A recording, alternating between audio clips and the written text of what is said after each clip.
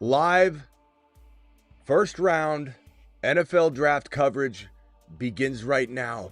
File on in. Vrabel stepping up to the podium right now as we speak for a press conference. And I've got a quote here of something he just said. I understand there are questions. I take accountability for my actions.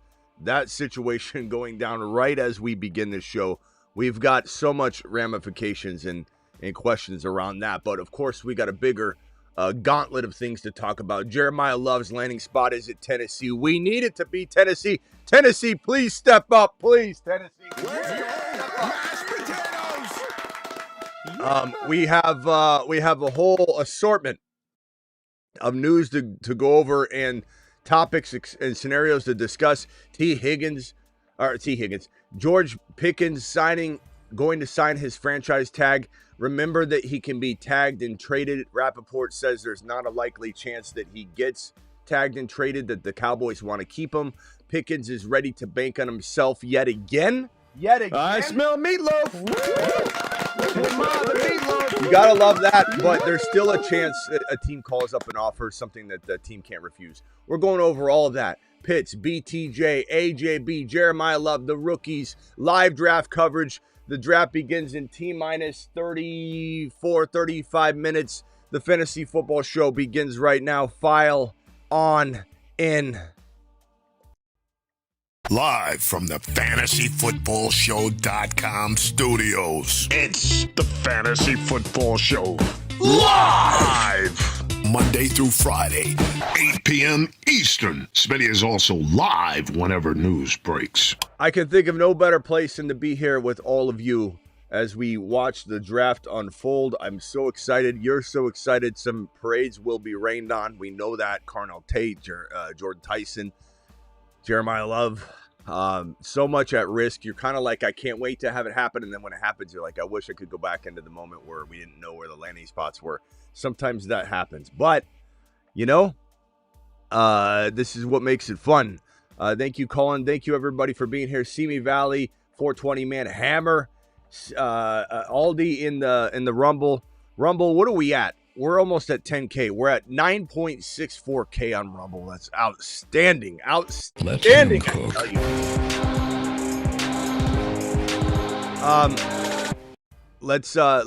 I got super chats that we'll handle here. Wes dropping a 20 watt, I believe, on screen already. He says, praying love goes anywhere but the G-men. I 100% agree with you, Wes. I'm going to give you a quick play of your video. This is Wes, whenever he drops a $20 super chat or above. The world is yours. Wes, appreciate you very much. Thank you for the $20 super chat. I've got other super chats I'll get to in just 1 second. Let's get through the news real quick and then the live draft coverage. And we'll be doing it kind of old school style on the board here, I think, today. I'll drag the image of the skill position players. So this is the 2026 NFL draft. And we are going to essentially just write these numbers in right here, baby. And we'll put the skill position players, their pictures up so it'll look nice and clean and kind of easy to follow. So let's put 5 here. So we'll do five per line. So we'll keep track of that way. Let's go back to the news real quickly. So much to go over in a very brief amount of time. So let me hammer through this. This one here from Underdog and quoting Schultz. Teams have called the Texans to check in on Nico. Collins seems highly unlikely that he's traded, but boy, can you imagine Drake May saying, "Hey Nico, go long." This would be unbelievable. Nico's one of the most underrated wide receivers in the National Football League by far and away. He is trapped in a bad spot, which can limit his upside, but if he was ever to get free, and I don't know that the Texans would be willing to trade him because they think they can win, right? They march through the playoffs a little bit and think that they've got a team. We know they don't have a chance of winning a Super Bowl. Their defense is fantastic. Stroud, they're hoping like Bryce Young is going to somehow survive and mature. So I don't think they have any interest in this, even though we know that this would probably be in their best interest to get rid of him and start over because they're going to have to start over in 2 or 3 years when they attempt to do this 1, 2, 3 more times and they aren't able to. They might as well just start now, but they don't know that. And I don't know that there's going to be an offer that a team makes that they can't refuse because of the position they think they're in as a team, as an organization. But very, very interesting to say the least. And you never know. George Pickens is going to sign his franchise tag. Remember that in order to be traded, he must have his tag signed. He must be under contract with the team in order to be traded. And he is not under contract when that franchise tag is not signed. That's why you hear sign and trade, a tag and trade. You never hear trade for him, and then you decide if you're going to tag him or he's going to sign the tag with you. He has to sign the tag. When he signs the tag, he can be traded. He has no choice of where he's going. And, this is risky for him in a sense to sign it before the draft so let me explain why this is important. If he was to wait until after the draft, then the team wouldn't be able to trade him. And it would be hard to imagine a team after the draft when everybody's filled their wide receiver rooms with rookies and trades and all that free agency that they're going to want George Pickens. So by not signing the tag, he could eliminate the ability of being traded to a bad team. If he signs the tag, he's essentially putting himself in a vulnerable spot that he could be traded at any moment without his control. But that means that he is willing to leave. That means he's not super happy, but he's also willing to play on the tag. He's also showing very, very good non-diva behaviors. I'm super impressed. In fact, standing ovation for Georgie. Georgie boy is one well-mannered young man. Because if you or I were in his shoes, we'd be flipping out right now. I think it's time that we rip away the diva tag that has been labeled on this man. He just keeps taking it on the chin, and he doesn't go down. He says, I'll bank on myself, but let's open the door. His agent might have said, let's open the door to a trade. So sign the tag, make it known that you signed the tag. We'll announce it. ESPN's going to announce it. All these teams are going to go, okay, we can make an offer on Georgie boy. So there could be some movement today. And again, it doesn't matter. There's a divide, and that's all one component of the two. A divide needs to be in place. A divide is in place between the Cowboys and Pickens, and all they need is an offer that they can't refuse to come in, and then the Cowboys will send him packing, but it doesn't mean it'll happen. Cowboys announced, or ESPN Schefter reporting that the Cowboys wide receiver George Pickens signing his franchise tag. Just more evidence of that. And it's a big development for sure. It's great. It's great for Pickens. Remember we said that there's a couple ways this could go last night. We're like, we kind of concluded this exact. We've been calling things like crazy on this channel all freaking off. Let him cook.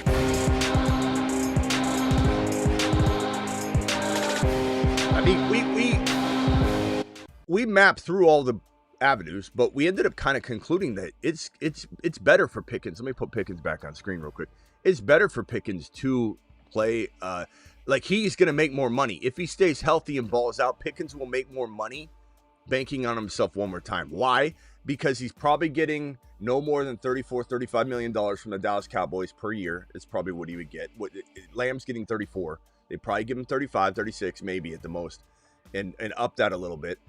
And then because they're also setting the stage for Lamb, and they don't want to, Jerry's cheap. He's not going to set a $40 million stage for Lamb. And then Pickens gets that, and then Lamb gets 43, 44. So this is a scenario where Georgie boy is literally going to bank on himself, and he's going to get paid $27.3 million this year to reset the negotiation 1 year in advance. Yes, he's losing probably, let's say 27 million, could be even 35 million. So he's losing roughly 7, 8, whatever you want to say it is, $1 million per year because he's getting 29 instead of, 36, 35, 34. But he's going to make that up because in 1 calendar year from today, his annual amount will at least be 37, 38, 39, 40. And the market's going to be increased. So he might make up for that difference between 29.3 million and what his annual amount would be just by waiting 1 year. And then he also gets that $29 million on top of the new contract. So let's say he's going to get $100 million guaranteed, just to use nice round numbers. If he signs today, he only gets $100 million guaranteed. If he stays healthy, and he does this deal next year, he gets $129 million guaranteed. So by waiting 1 year, if he stays healthy, he makes $29 million more. It's a sweet move when you think about it, and Pickens will maybe have the last laugh again. And this makes me want Pickens a little more this year than I did, because now he's playing for money times money. Because he was playing for money before and he balled out. Now he's playing for, this is like checkmate. This is like the final, this is like overtime, and Pickens is going to get his bag. The Athletic, Mike Silver reports, no Diana Rossini reports from The Athletic today. Athletic, Mike Silver reports, although Jaguars are exploring options to trade into the first round, they do not involve any of their current players or capital. They do not involve using the concept. So Vrabel's talking right now. My previous actions don't meet the standard that I hold myself to. They don't, he says. What I believe is best for the two most important things in my life, my family, the team. Take the necessary steps to give them what I told them I'd give them. The best version of me, is what he says. That has started, that will continue this weekend, the counseling, for however long it takes for me to give them and complete that promise, he says. That's what Vrabel said. I repeated it almost word for word as it came out. Look, I give him credit for saying that finally. That's what we wanted. That's what he needed to do. And I think they finally hired the right people that said, look, you better not dance around a single thing again. Otherwise, everyone's going to dig. And they're going to dig into your life. They're going to dig into the past. And the internet's already been digging. And there's been more photos that have emerged. This has gotten so out of hand, it's insane. There's new photos that have emerged.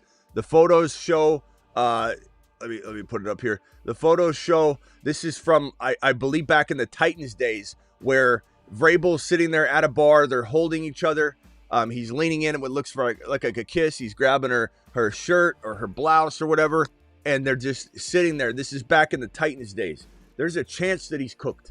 Now, you might come in here and say, Vrabel's not going to step down or get fired. I think there's a 50% chance at this point that this thing spirals so out of control, and there's so much getting digged up consistently. He's been with Diana Rossini allegedly, and it looks like it. I mean, the evidence looks like he's been with her for 6-7 years. She has a son that I believe is like 4 or 5 years old that's named Michael. And so while she was with her husband and with Vrabel for 6 years, the kid is younger than 6 years. I don't want to bring the kids into it really, but this is just this part of it. But the kid's named Mike. She literally named the kid after the person she's been seeing, and it wasn't before or anything. This is during. This is getting worse by the second.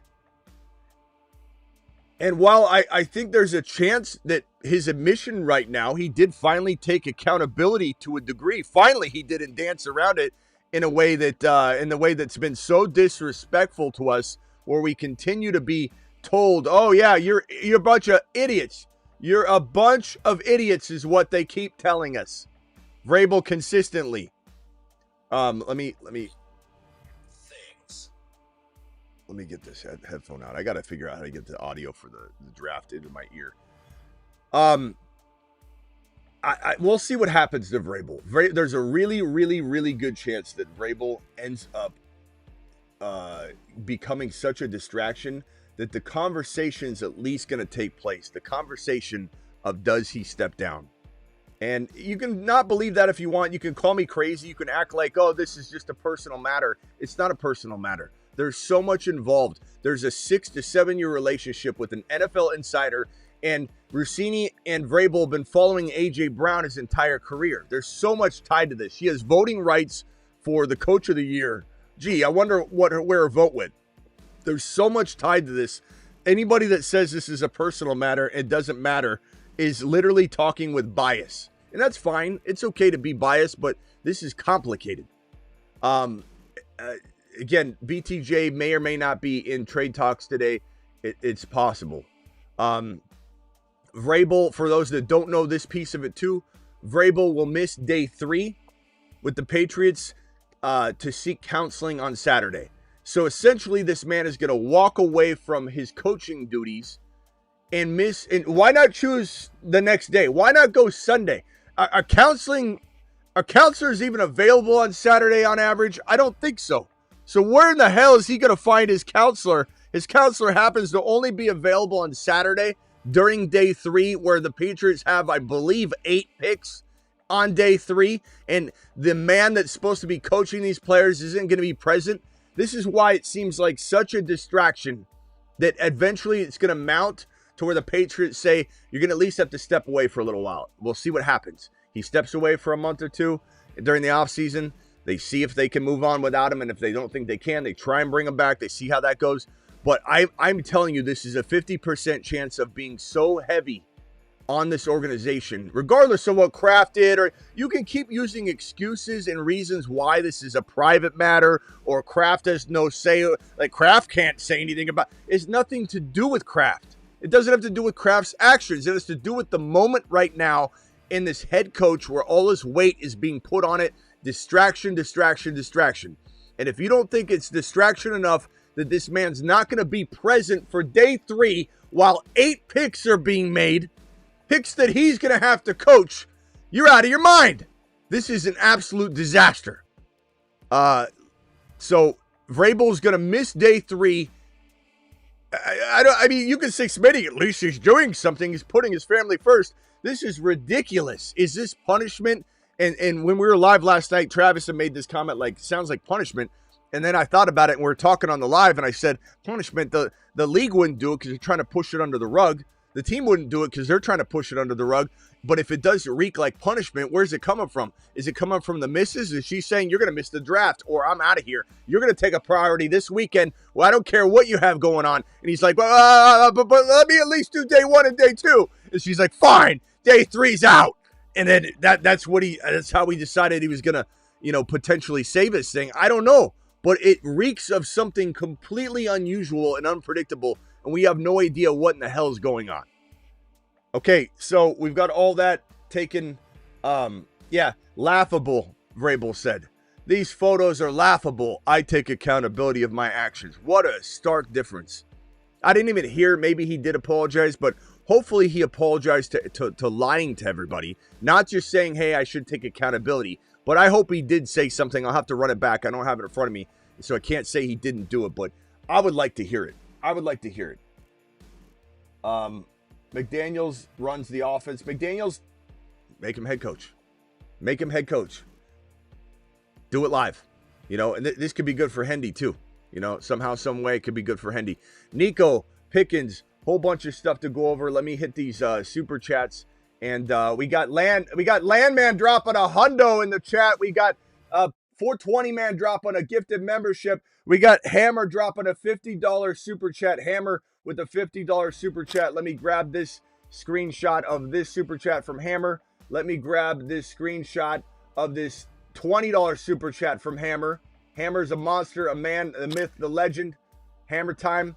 And then we've got Landman dropping a $100 in the chat. You know what that means, ladies and gentlemen? That means everybody is pretty. We haven't hit this button in a little while. Let's do it live. Denny style. Thank you very much, Landman. Hammer.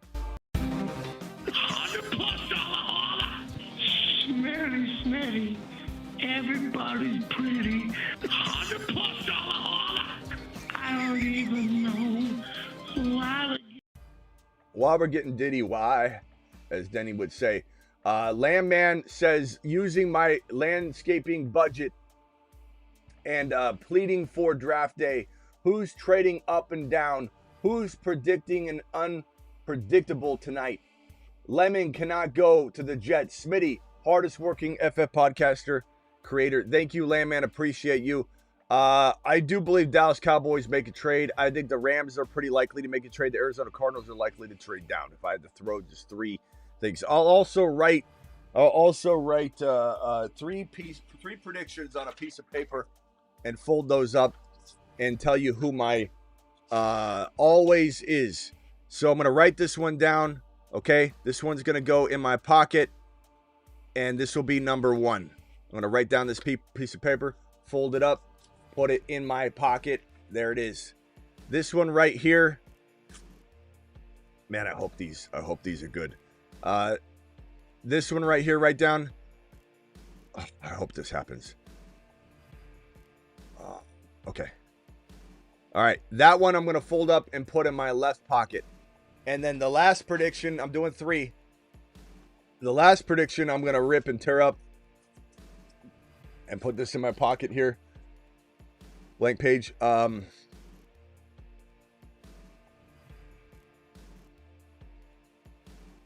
Okay. 2 great offense. Great. Okay. Fold that up. And I'm going to put that one right here on the desk. That way I know where they're at. They're right pocket, left pocket, and then on the desk. So those are my 3 predictions. Landman says this is a big deal. Relationships for this long. They have been doing this for 6 years. She is in a position to advance his career and vice versa. This is awful. It is absolutely dreadful.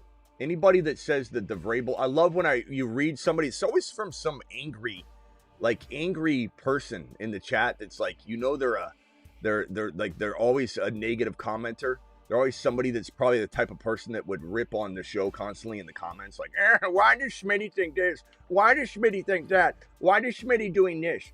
That's the kind of person that's typing, this is private matter. Why does it matter? Why does it matter that Vrabel did this? It's such a private matter. This is the furthest thing from a private matter you could find. Like, you could dial in. If you would like to argue the Vrabel situation with me, my phone line is wide open for you. And no one has yet called to argue about it, and they won't. Smitty, bust the doors wide open. Love, Georgie boy, still disappoints me with Jerry and the front office. BTJ and Pickens traded tonight. Hammer, appreciate you. Is this a bold prediction? We'll leave it here. If you're right on it, remind me to put it on the bold prediction board. BTJ or Pickens traded tonight. That's a bold prediction. I would say let's put this on there now. Let me put it over there now. The bold prediction board. Anybody drops a $50 super chat or higher. So Landman, you can drop one if you want. Gets a bold prediction. The winner of the bold prediction board will co-host a show for an entire show on the phone line, or get a pair of gunners. We'll do some sort of prize, but this will go all the way to the end of the year. We got BBQ with Denver wins the Super Bowl and Bo Nix is the MVP. We got Washington wins the NFC East, and then New England and Seattle missed the playoffs. Those are Hammer's predictions over there. So thank you, Hammer, for dropping that $50 super chat as well. You're a monster, you. Where's my Hammer Time video when I need it? It's right here. It's Hammer Time.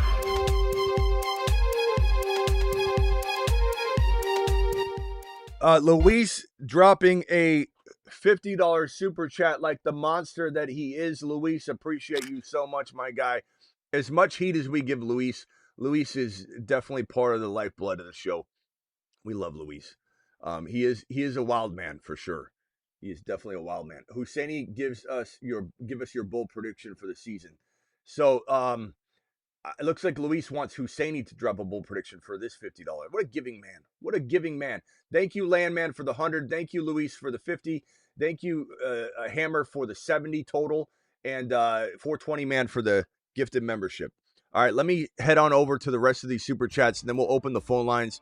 Phone lines are open early for anybody that wants to come in and don't just try and devil's advocate it. I'm saying if you really believe Smitty's wrong and you're trying to put me in my place about this Vrabel situation being private, my phone lines are open for you. Betting Pickens stays in Dallas. Dak talked to him, signing while. Dak might have talked to him because he went through the same thing. But I truly believe that this is a kid and Pickens is misunderstood. I think this is a kid in Pickens who knows what time it is. He knows that if he signs this franchise tag and gets $29.3 million, it's not that far off from the $35 million that Jerry's probably only capable of giving him. And they're like, bro, you're making $7 million less. Like, who cares? You know, maybe $7 million less than what Jerry would give you. Like, go out there, ball out, and then go get $40 million a year instead of $35, and you'll make that up in one annual season. and then you'll make it up times 4. You'll actually make way more money annually at the end of the day if you wait one more year. Not to mention you make $27.3 million, so you make $28 million roughly, and then you make your $100 million guaranteed on top of that. It will end up making Pickens, if he stays healthy and balls out, way more money to sign the franchise tag and get his extension next offseason. Draft day, Smitty, Manziel, appreciate you, my boy, Young in the building. My favorite Smitty draft moment is when Charbonnet was drafted. That's not my favorite because we ended the show, I think. I was so disgusted. Pickens might be a diva, but he's never been in a hit and run or bid anybody. I've never seen Pickens in the news. Standing O to Georgie boy Pickens. Do it live. Let him cook.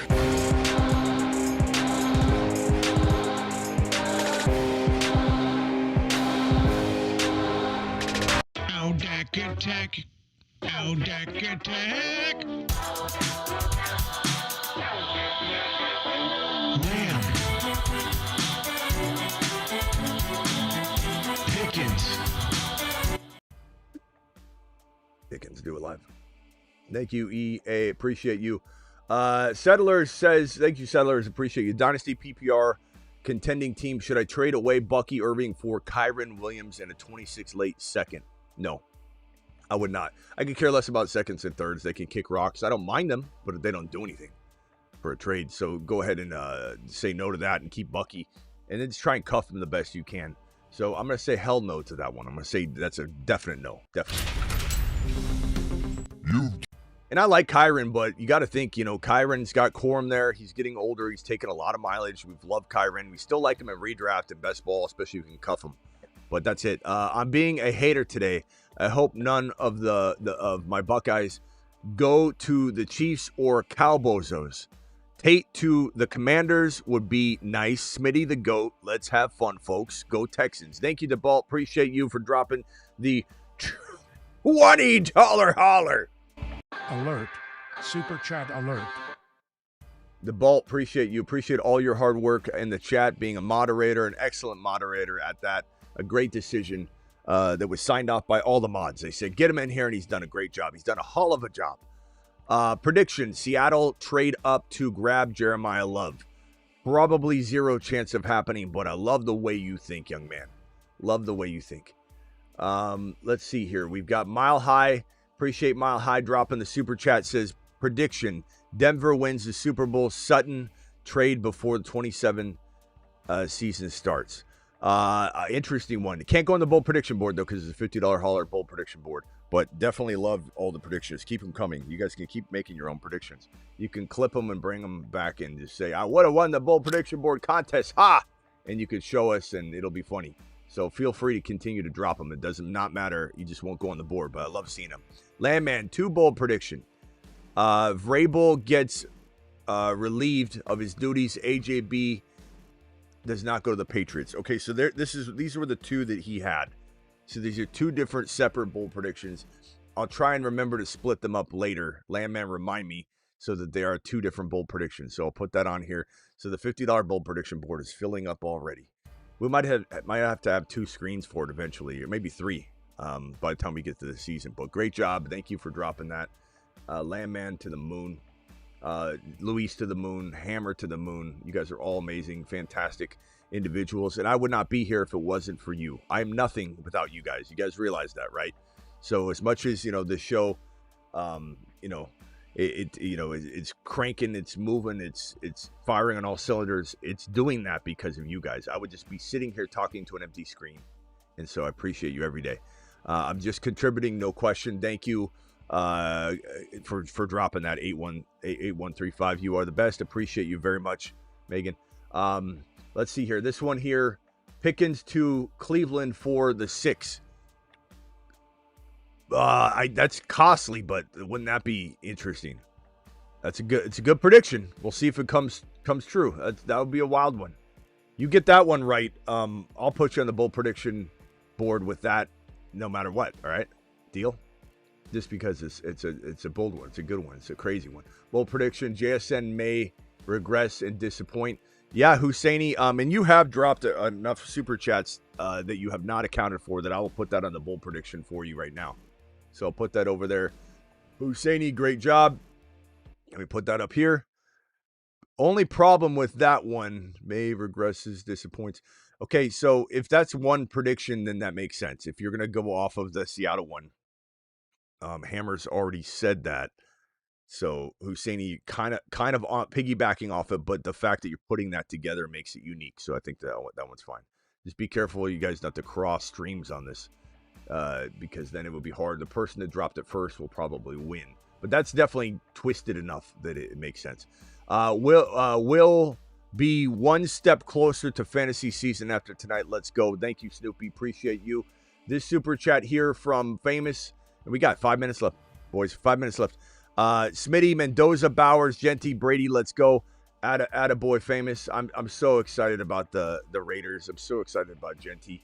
We got let's see. We got Luis, Hammer, bold prediction. Looks like Hammer's dropping another super chat right here, I believe.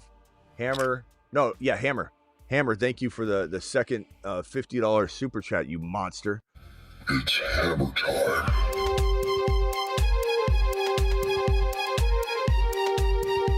And Hammer's so generous, and he really is with his, like, he'll super chat, and he's gifting a bold prediction to Angry Bruce. So Angry Bruce, feel free to call in and drop your bold prediction. The phone lines are open. Call into the show. Call into the show. Dial in. This prediction is on behalf of Hebrew Hammer. He is dropping a $50 super chat for Angry Bruce.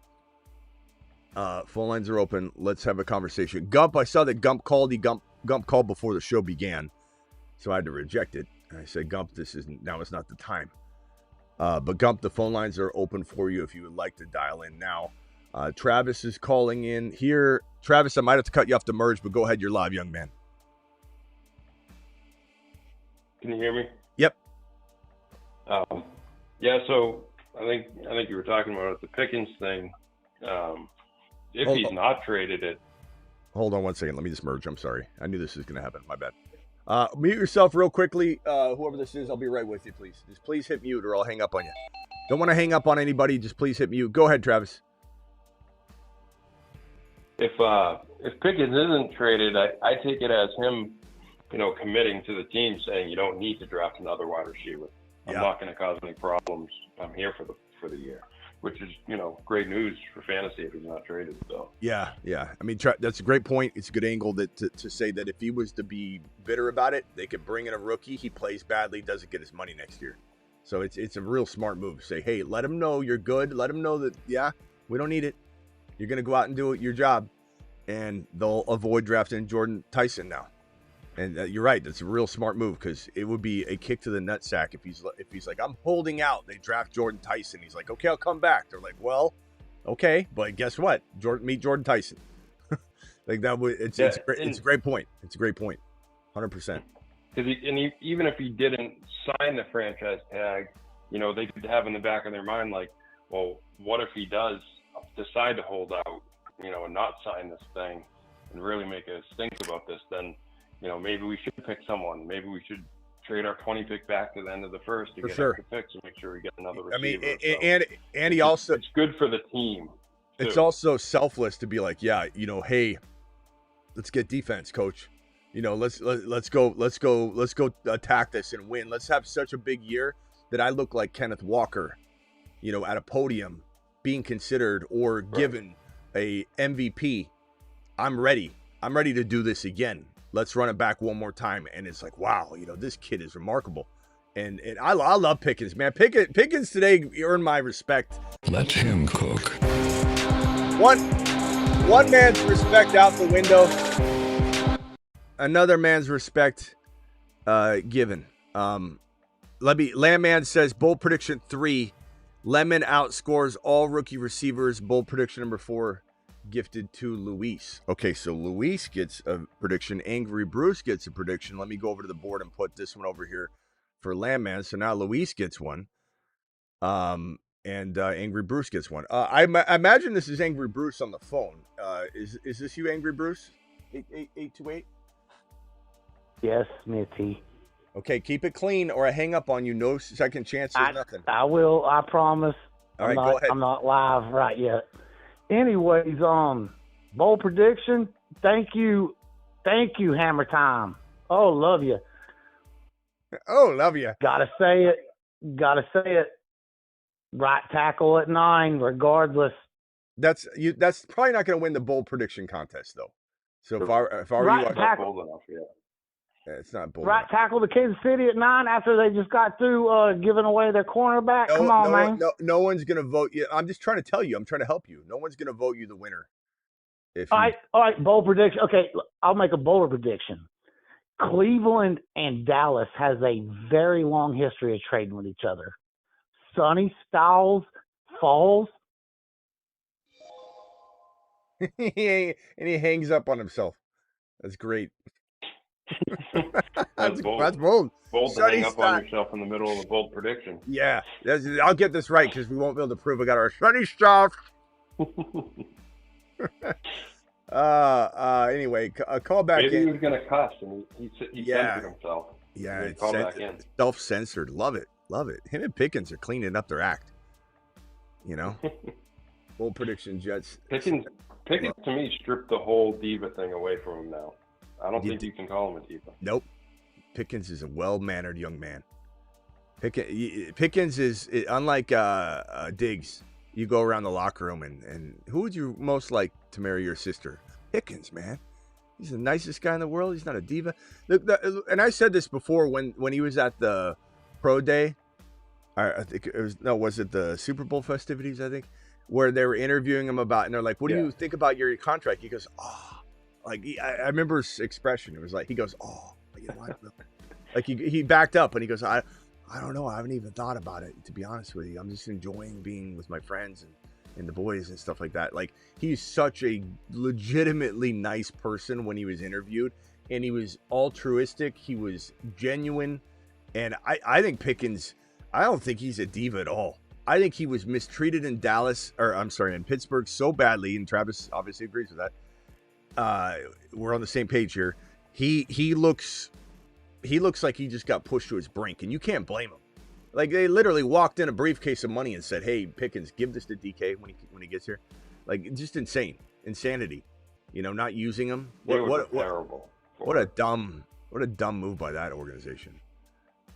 Especially with the DK thing with the fan this year. You know, Angry Bruce, you call him back or what? We're waiting for your bold prediction. He hung up on himself. I think he might have think he might think he got hung up on. I don't know. Thank you. Chat.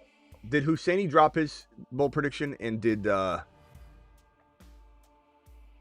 don't know if he did or not. Husseini. We need one from Husseini, one from Angry Bruce. Angry Bruce probably, he was gonna curse and he just self-censored and hung up. I don't know. This one here from FDX says, "Yo, Smitty, joining first draft with you. Excited. Thank you. Appreciate you." Okay, here he comes. Angry Bruce, I don't know what you're doing over there on the phone line. Is this Angry Bruce? Phone ran out of power, man. Huh? I don't know what I'm doing tonight. Is this Angry Bruce? Yes. Okay, so what's your got the 0%? What's your prediction? Dallas trades with Cleveland at 6, no matter what. Dallas okay. How about that? He's keeping it draft related. Dallas trades with Cleveland at 6. At 6. Okay. All right. We'll leave that on. That's what you want it to be. Look, you can make your prediction whatever you want. I'm only giving advice, when you say, the sun will rise tomorrow. Like, you might be right, but it's not going to win. But yeah, that was fine. Okay. We'll see. I'll even say this. I'll make an extra prediction. Arizona trades. How about double down on it? Okay, so both these Arizona trades too. Okay, what do they? Arizona trades out of 3. Arizona trades out of 3. Cleveland trades out of 6. Okay. How about that? Is that Hey, a little bit more fire? If both of those land, you'll probably be close to the front runner all year. Well, because we both got analytical GMs who are, I can't say that word, but that are not so smart, and they think they are. All right. Foolish. Yeah, foolish. Thank you. Foolish. And I'll even say this, Travis. Why don't Cleveland try to trade up one time? Why we always got to trade back, man? When is it our time to trade up or take the pick at 6? Bad organizations, bro. Right. Last year. Oh, man, come on, man. Oh, Jesus. Yes, I'm with you. When teams are bad, they tend to want more picks. This year, Jorge, you still here? I'm sorry about Jorge for the delay. IDP League, keep one. Let's take more May, flyers Rico, out. We got more Travis, chances. Hold on one second. IDP League, keep one. May, Rico, Sharbs, and Travis Hunter. It depends. Jorge, you still there? Jorge, it truly depends on the IDP scoring. Like, you're gonna have to tell me what this looks like in terms of the scoring. You know, because I there's no way I can tell you that not to take Hunter if Hunter scores like a monster. You know, so you're gonna have to give me more clarification. Or I could just tell you if Hunter is outscoring everybody because of the IDP format, you got to keep Hunter. But I would venture to say if not Drake May. You know, or the way you could answer this question too is what player is more likely? Are you more likely to get back? You know, if you were to throw him into a pool, like would it take longer for someone to draft May? Is it a super flex? If it's super flex, I would say probably May. But all those things matter. Hold on one second, boys. Let me merge in this call right here. Tebow, hang tight real quickly. Teo, thank you for the $10 super chat. Appreciate you very much. I smell meatloaf. $10 super chat. And thank you again for that super chat, Jorge. Let me know if you have any clarification. Tebow, you're live real quick. Did you get Husseini's prediction? What was it? What was it? He said Mahomes wins MVP. Okay. Angry Bruce doesn't like that. No, if they don't take a right tackle. Well, you said they will. I hope they do. They got to, or he's going to get killed. You didn't hope they do. You're almost guaranteeing it. We were all morons the other night because we said there's a possibility. I'm not saying y'all morons, man. Right. I'm just saying I'm trying to hold them up, man. All right, hold on. Let me go over to Tebow. Hang tight. Mute real quick, Angry Bruce. Tebow, you're live. Hey, what's going on, man? I'm looking forward to the draft, but I just wanted to call in really quick and just make a quick comment because I do think it's kind of interesting that the son, if I was Rossini's husband, I'd be running out and doing getting a DNA test ASAP. Yeah. I mean, I can't believe. I mean, who wouldn't be? If the relationship's been going on for 6 years, why? 100%. Sticking around there for that long? 100%. There's not a chance in hell that if someone's stepping out on you and there's a baby in the middle of all that you aren't checking that. Not to say, like, let me just put this, I don't want to get kids involved or anything, but like, you know, I'm sure a stand-up guy would still father that's their child still. But like, you want to know what's going on. You know, you want to know what it has been transpiring, and that would certainly help put a nail in the coffin of the relationship if you were to find something like that. But yeah, I don't know, bro. That is so weird that the person you're cheating with, while you're with them, you name your new kid in between the name of the person you're with. That is the wildest thing I've ever heard. That would be the last thing a normal person would do. You would be like that feels odd. Even if hold on, let Travis talk. Even if the husband like picked that name just completely coincidentally and he liked the name, you gotta steer him away from that name so fast. Like that's insane. Use Michael. Why? Michael in college took an upper decker on my toilet. It was just a guy I didn't like, and it reminds me of something bad. Let's not go with Michael. Like, she's like Michael. Like, she's you can tell she's a whack job. She's just like, the amount of trash she talks about her husband on live television, it just gets worse and worse. You find clip after clip after clip where she says, like, she'd leave him. Their marriage sucks. They don't talk anymore when she gets home. And she thinks it's so funny. Like, I'm one of the guys. You know, I'm one of the guys. If I just come in here and trash my husband, I'm like one of the bros. She's disgusting, man. She's a disgusting human being. And no, and I feel sorry for her kid because now he's going to be the butt of jokes in school. I know, man. Gosh. Poor kid. Unbelievable. The kids have they don't deserve this, man. And shame on Vrabel for making this worse by telling us all we're laughable. Like, you laughable morons thinking that this is actually something. It's laughable. You know, like, Vrabel poured gasoline all over this fire. You know, it might be something to where I really, really believe there's a 50% chance this gets so bad it just starts festering and festering and festering. And like I said, Travis, I don't know if we still disagree on this, but the way they've handled this by trying to put him in the shadows has poured gasoline all over it. And it's just gotten worse. What he did today should have been what they did on day one, which is what I said from the beginning. Rip the Band-Aid off as fast as you can and then watch everybody run out of things to say. I mean, I've said from the beginning that initial statement was idiotic. It was so stupid. And the only thing I'll say is that he just addressed it with the team this week. So I was fine with no commenting it until he talked to the team. And then the second you talk to the team, you come up with a statement like this, is what I think would have been the best way to deal with it. Yeah. Yeah, some of the comments, don't think for a second, I don't think he's just as disgusting about this situation. Like, of course I do. For me, it's not a double standard at all. Morally, of course. But in terms of job and all that, like, again, if it's worse for her. Yeah, there's way more weight on her, right, than him. It can become such a distraction that he can't do it though. But that's if he didn't. That's the reality. That's if he didn't insinuate that she reports certain things. Look, I don't know, guys. There's about a almost 0% chance there hasn't been at least one tampering related conversation where it was like, hey, don't write that, or hey, this might happen, like, have you heard anything? And she says, yeah, I've heard this and this. And he's like, okay. Like, there has on some level. So I do believe he deserves to be fired, to be honest. And everybody can say what they want about my opinion on it. I could care less. But I think that the league has every right to be like, you need to go take care of this and you need to step down. And if you don't, we can't necessarily, maybe the NFL actually could, but we're not going to force Kraft to fire you. But no one's saying Kraft's going to fire him. Like, everyone says, oh, Kraft's not going to do it. It's not about Kraft. It's about the NFL.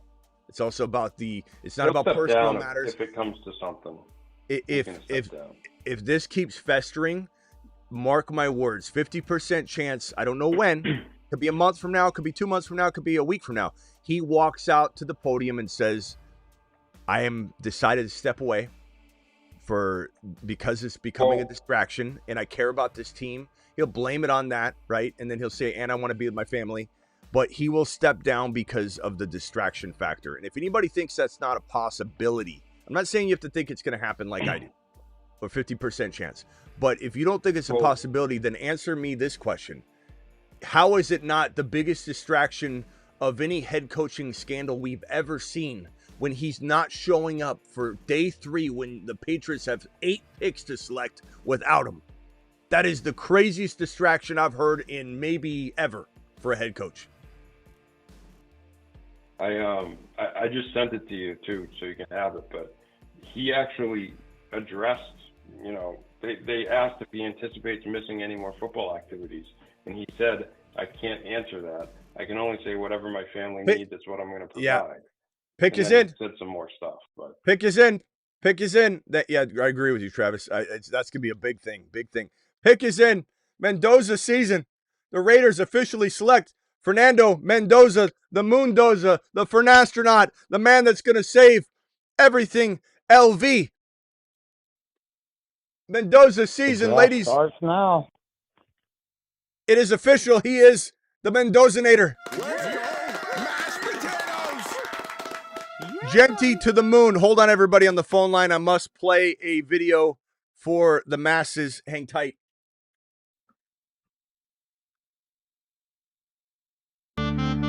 Hey, I'm Dom, and I drive fast cars, get hot chicks, and draft Ashton Genty double fist style with 2 cell phones at the same time. Why do I have 2 cell phones? One for looking up Ashton Genty stats all day, the other is for getting chicks. What a move. For those that, Luis says, Hendy, top 5 running back, full PPR. I think that's his prediction right here. Okay, let me put that over on the board real quick. But I will say this. This is such a fantastic day. I mean, this draft class, for everybody that rips on the draft class, that doesn't know what in the hell they're talking about. Nice prediction, Luis. Thank you.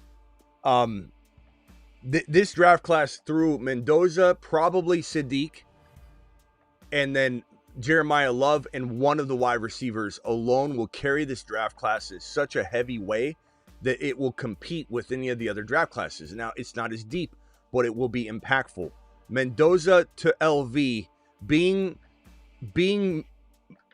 sculpted and crafted by Tom Brady, allowing Brock Bowers to get proper volume and stretching the field. Smart, mobile quarterback, mobile enough that can create, opportunities, and the fact that they can still build around this from a wide receiver perspective in this draft.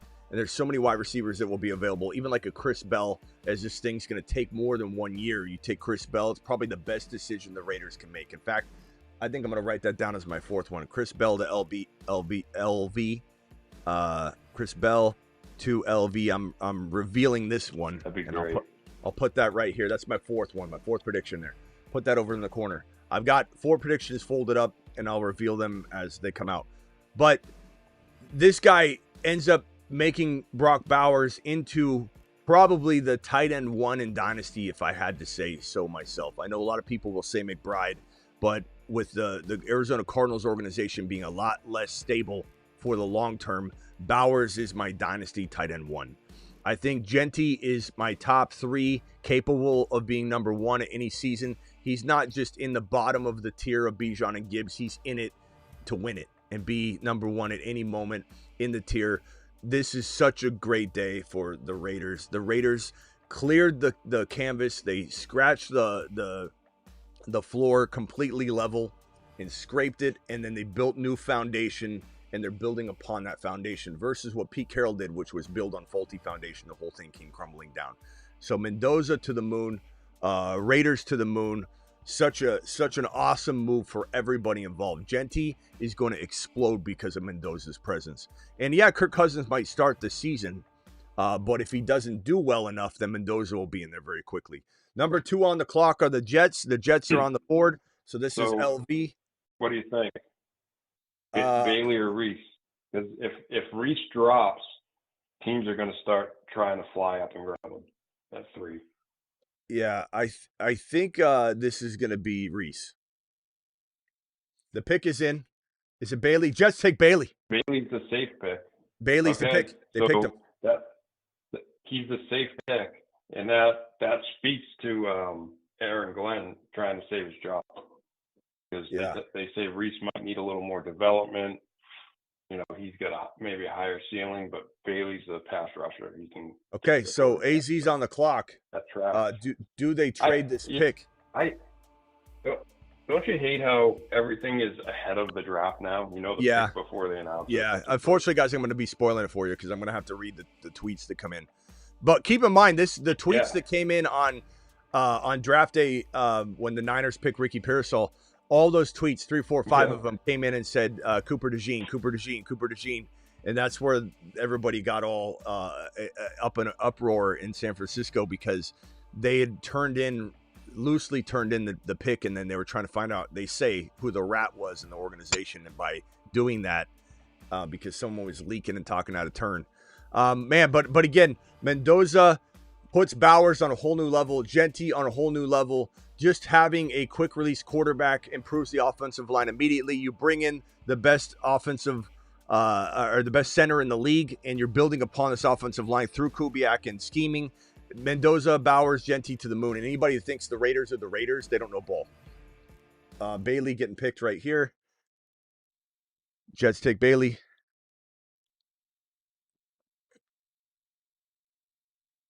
Let me see if I can. Man, I might want to rewrite this so that I can fit it all in. Hold on one second. So we're going to go 1 LV, and that's going to be Mendoza, the Mendozanator, the Fernastronaut. Put him right here. Number 2 is the Jets with Bailey. Bailey. Please trade Arizona. Please trade. And then now we'll go Arizona 3. Unless Arizona takes Love, surprisingly, I would bet on them trading. Now I'm with you, Travis. Like you said, you either got to take Love or you dump it. So I'm with you on that one. The problem is, boys, you've got a small amount of time. The Arizona Cardinals are not a smart organization.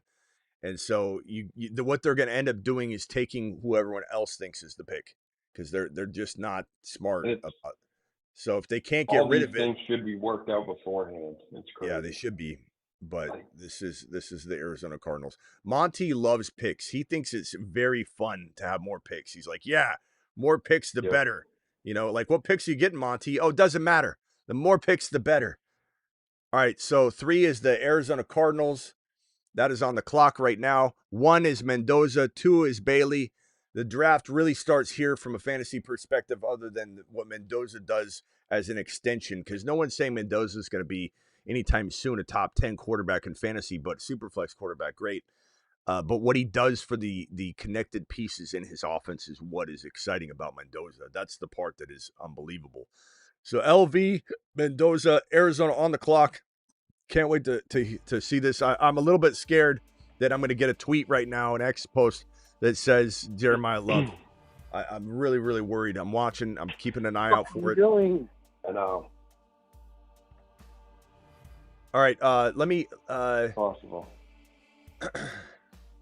Tebow, what else you got real quick? I'm going to probably have you guys coming in and out on the phone line versus letting everybody hang out the whole time.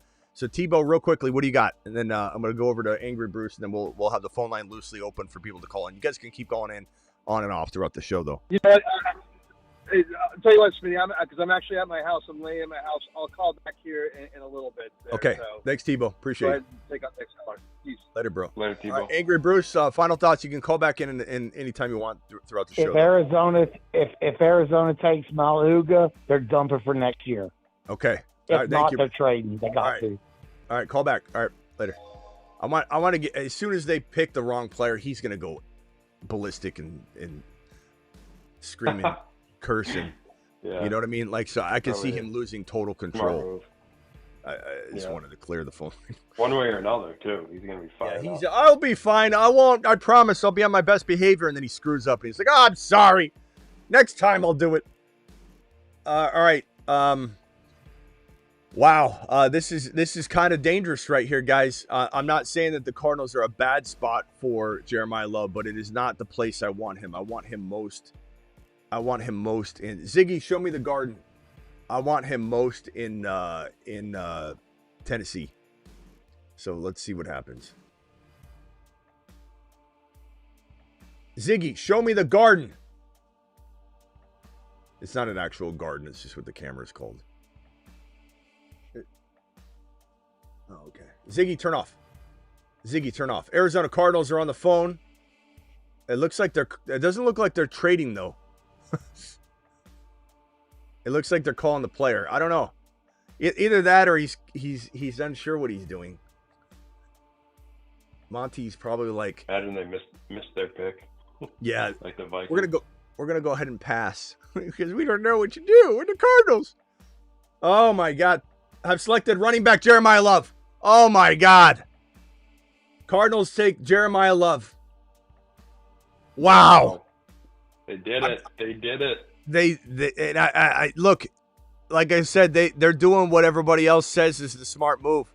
Jeremiah Love has become an Arizona Cardinal. Look, there's pros and cons here. There's for sure, Tennessee a little bit better spot maybe. Yeah, but Arizona has done good with RBs, and I hate that Hackett's in charge of this running back room essentially. But this is a guy that's going 3. You're not going to not use him. Arizona.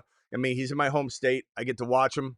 It makes me a little bit more excited about my Cardinals, who I tend to not necessarily support all the time because I can't stand the way they operate.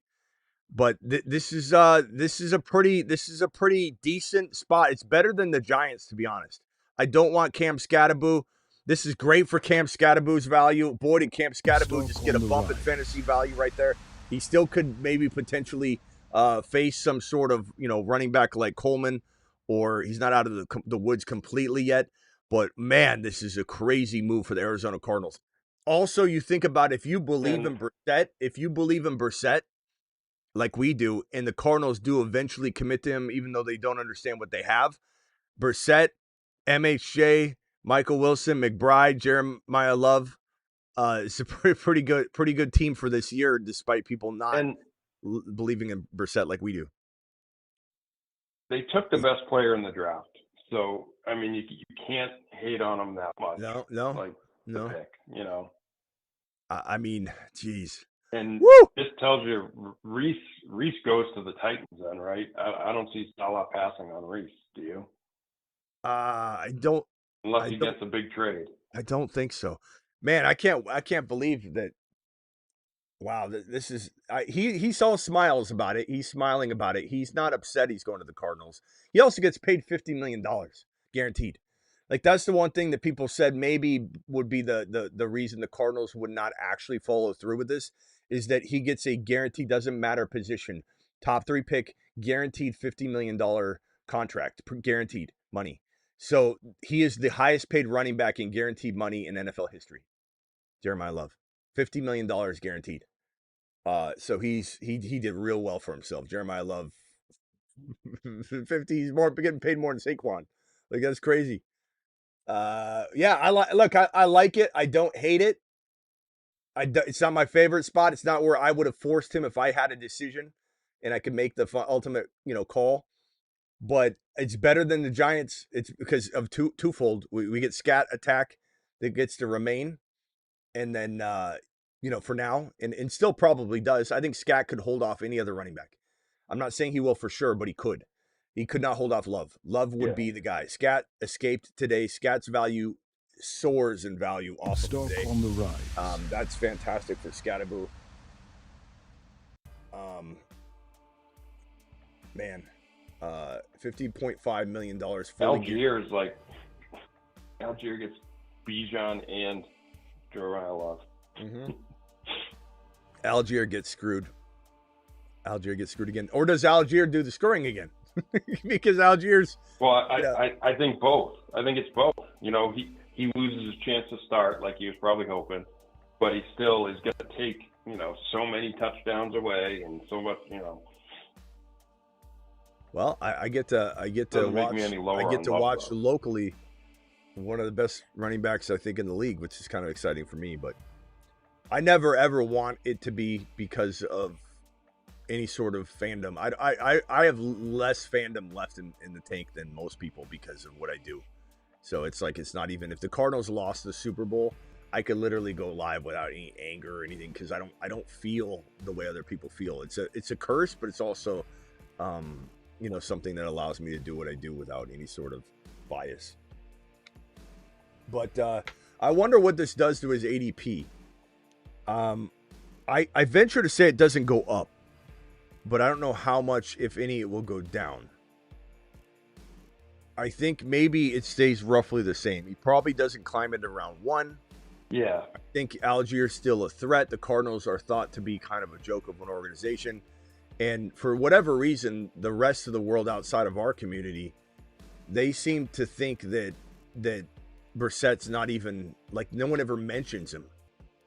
They're like, the Cardinals need a quarterback. It's like, what in the hell's wrong with all you people? Do you not know ball? Like, no one's saying Brissett's there for 50 years, but he's still not that old. You got Flacco in his 40s. Aaron Rodgers in his 40s, and I'm not saying we're expecting Brissett to play in his 40s, but could he not have 3 or 4 years? You know, and that's enough given what he's looking like out there. So Jeremiah loves speaking right now. Man, I could be running into this guy to get on Taco Tuesday. You know, here in Arizona, I could be running into Jeremiah Love just down the street. This is fantastic. Carnell Tate, 4th overall to the Titans. Carnell Tate to the Titans. You gotta love it. Did it. You gotta love job. it. You gotta love it. Good move. Pretty good landing spots, Travis. These are all pretty good. There's nothing Saleh. Devastating. Good for Saleh. With Argo sitting there too, he actually took the receiver. That's awesome. That's nothing devastating about this, ladies and gentlemen. These are really, really good landing spots. Love to Arizona. Tennessee gets Carnell Tate. That's fantastic. We are literally, all these people trashing this draft class. Oh, this draft class is so bad. This draft class, through just the first 3 skill position players, is feeding fantasy football glory. Mendoza, even if it's a degree of separation, he is feeding Genty, feeding Bowers, making the Raiders relevant, moving the football into the red zone, living in the red zone. It's going to be glory. Love it. Didn't fall in a bad spot. Was there a better spot? Debatable. I mean, in hindsight, the Detroit Lions were not the best spot for Gibbs. You remember that? Detroit, everyone thought, even I did for a split second. I hesitated for a second, but everybody was like, Detroit, because Swift was there at that moment. Swift and Monty. And you're like, oh, this is a lot, right?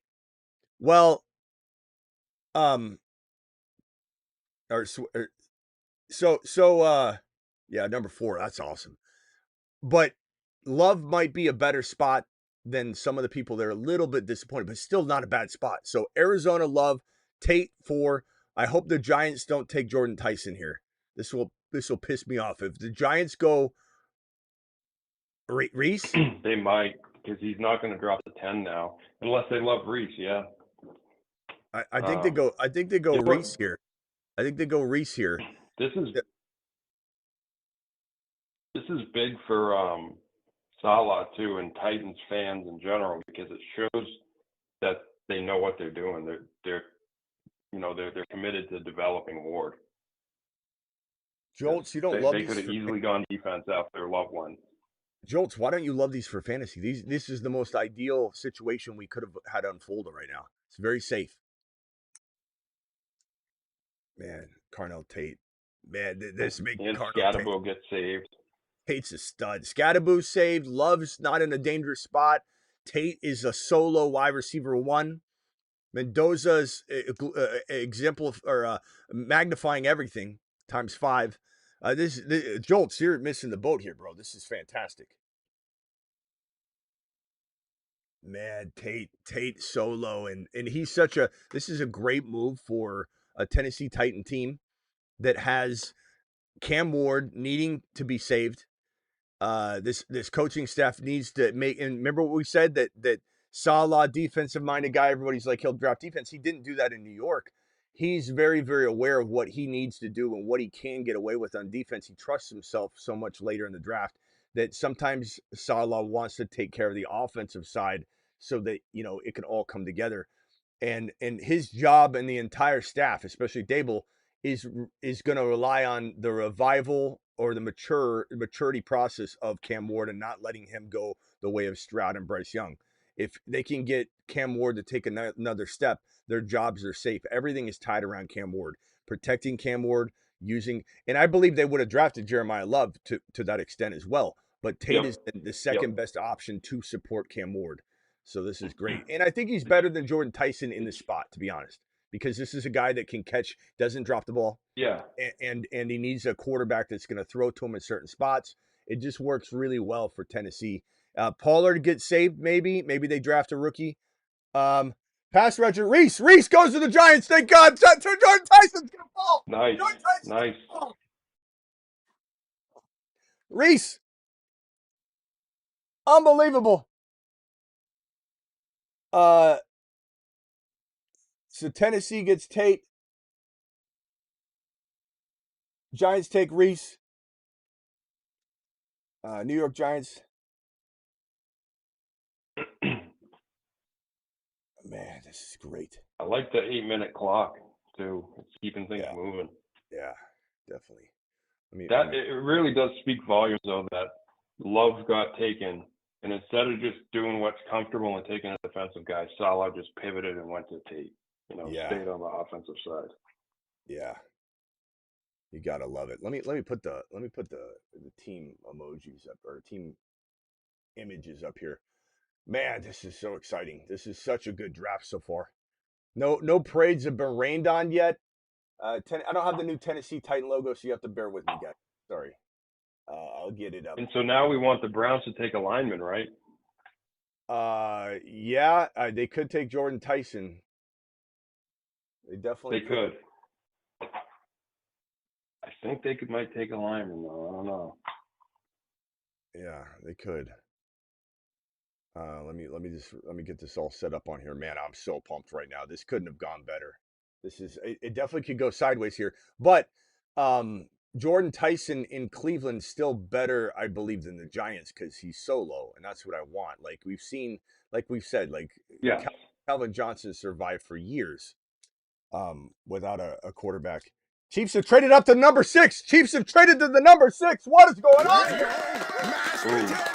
They could go Tyson, or they could go Styles. Woo! Those are the two most likely. Okay, so hold on. I got to catch up on everything. Where's my Titans logo? Damn it. I don't have the new one, so you guys going to bear with me. I'm sorry. So let's put the Titans here, Titans logo here. Tate. Wow. Unbelievable.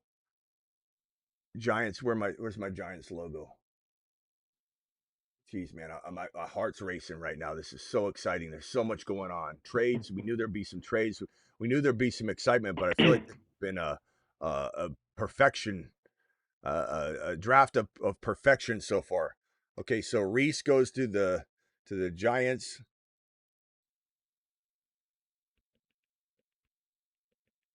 Tate goes to the Titans. Cardinals get their boy Jeremiah Love. Our boy Jeremiah Love. No downgrade from the show, by the way. If anybody thinks like I'm down on him or anything, I'm not. His talent is so immense that it doesn't affect anything. But, I'm not going to even reflect on anymore. It is what it is. It's over. It's been decided. So Tate to Tennessee. Love to the Cardinals.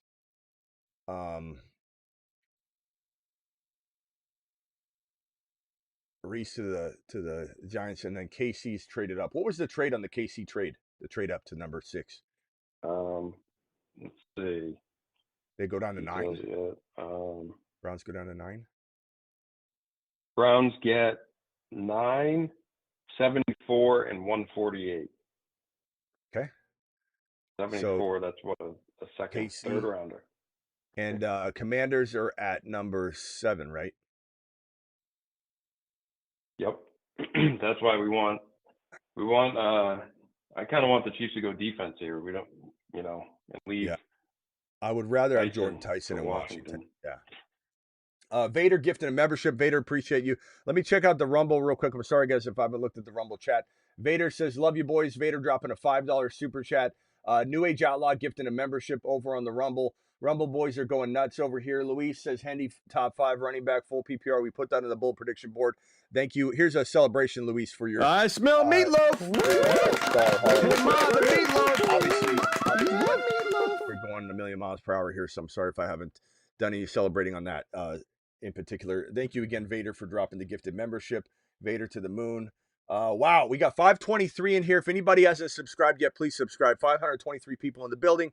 On YouTube, on Rumble, we have 40 to 60 in and out of the stream. We got 9.64K on Rumble. Appreciate you all. We are on the edge here of a KC Chief draft selection. They move up into the 6th spot. They take they took cornerback Delane. Oh, Mansour Delane. Oh my gosh. Nice. Mansour Delane. Okay. They traded McDuffie, so it makes sense. Well, but Delane was rumored. Did they need to move up for it? Yeah, Delane was rumored to Washington, and the Saints were looking at him. They were both considering him. Yeah, but I wonder So if they were worried about that.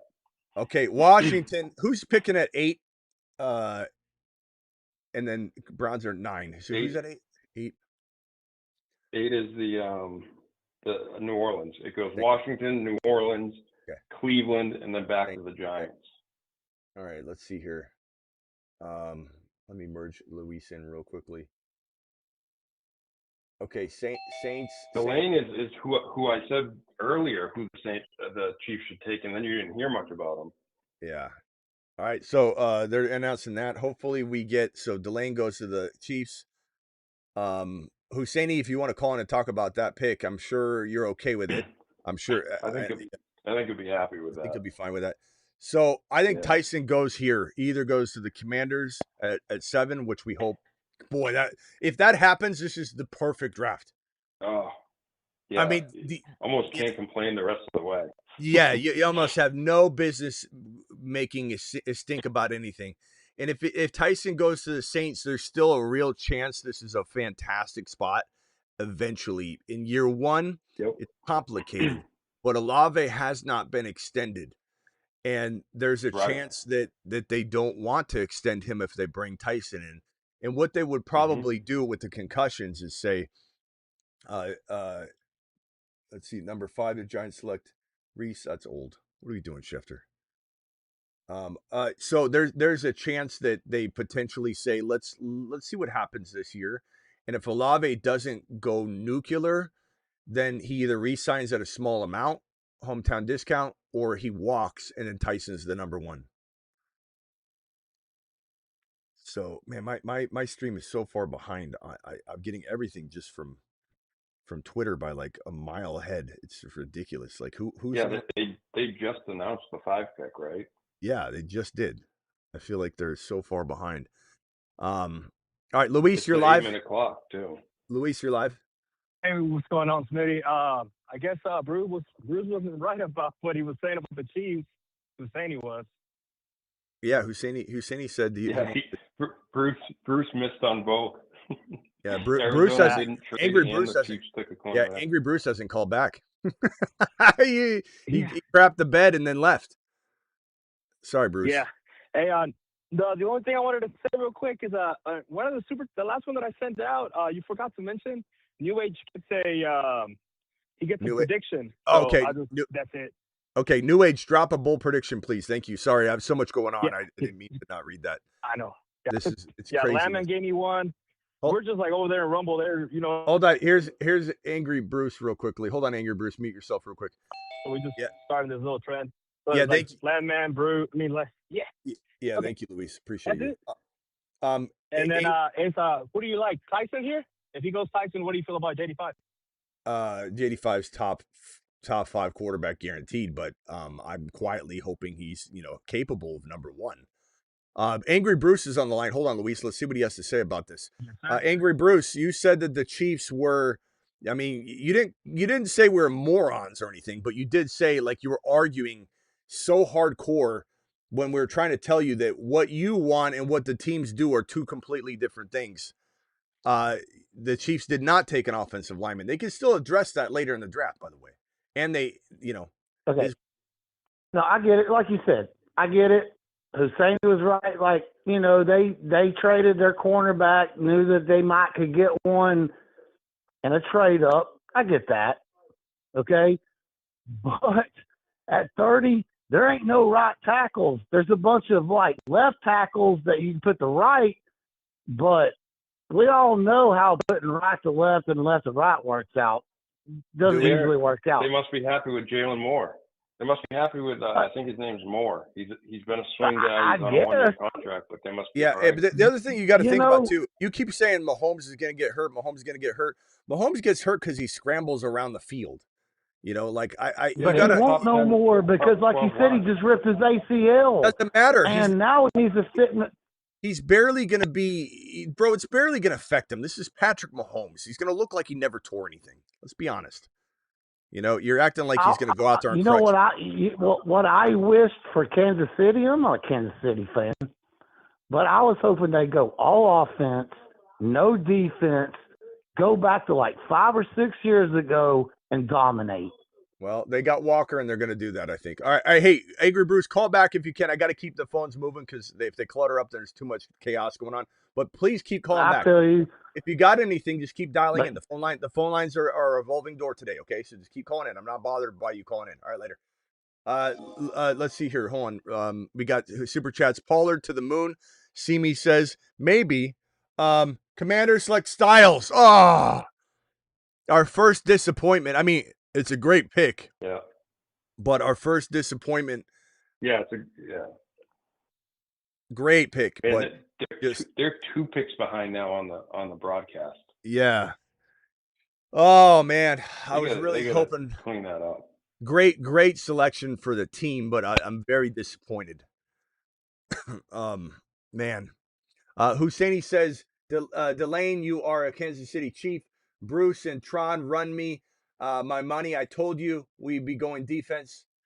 Yeah, I don't know if they actually owe you anything, but you certainly called that. $50 super chat too. Thank you, Husseini. Give me Husseini, if you have a bold prediction you want to drop with that 50, please do so. Everyone in the chat, subscribe and throw this man a $20 holler. The Fantasy Football Show to the moon. Smitty, you are the best in the industry. Thank you, Brady. Appreciate you very much. Brady to the mother freaking moon. Brady, thank you very much. Brady to the moon. Thank you for that super chat, young man. You are the man, the myth, the legend. Brady to the moon. Simi Valley to the moon. Husseini to the moon. Hammer to the moon. Landman to the moon. Everyone to the moon. Appreciate you. Let me see. New Age Outlaw says Jordan Love produces 1,000 yards and 1,000 yard wide receiver and 35 plus touchdowns.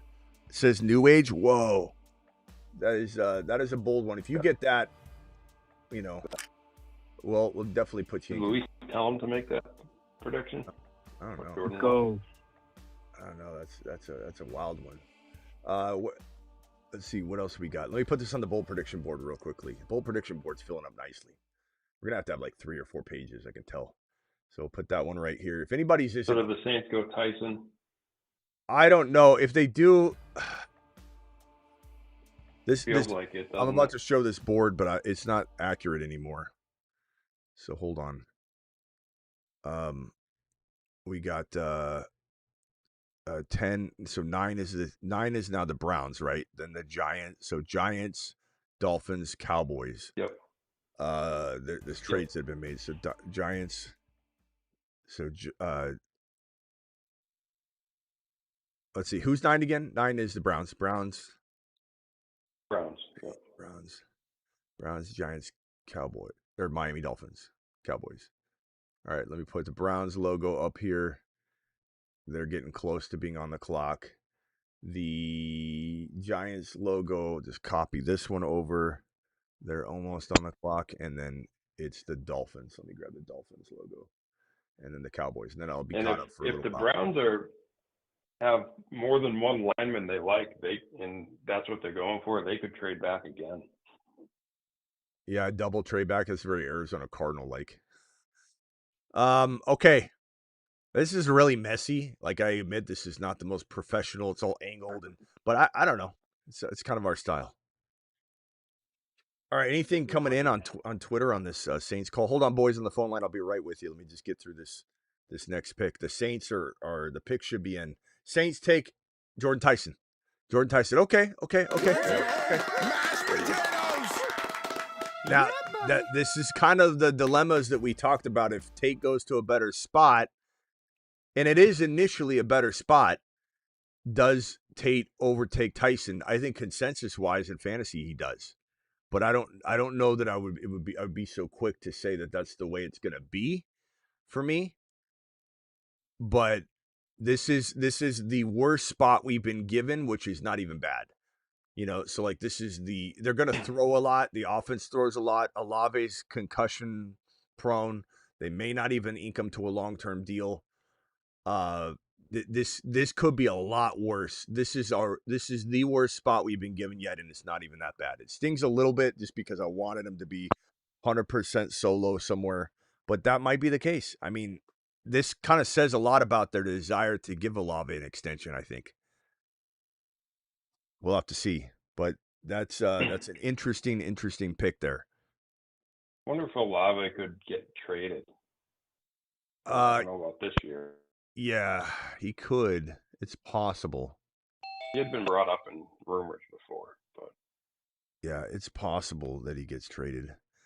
All right, let me go around the phone line real quickly. Jordan Tyson is a New Orleans Saint.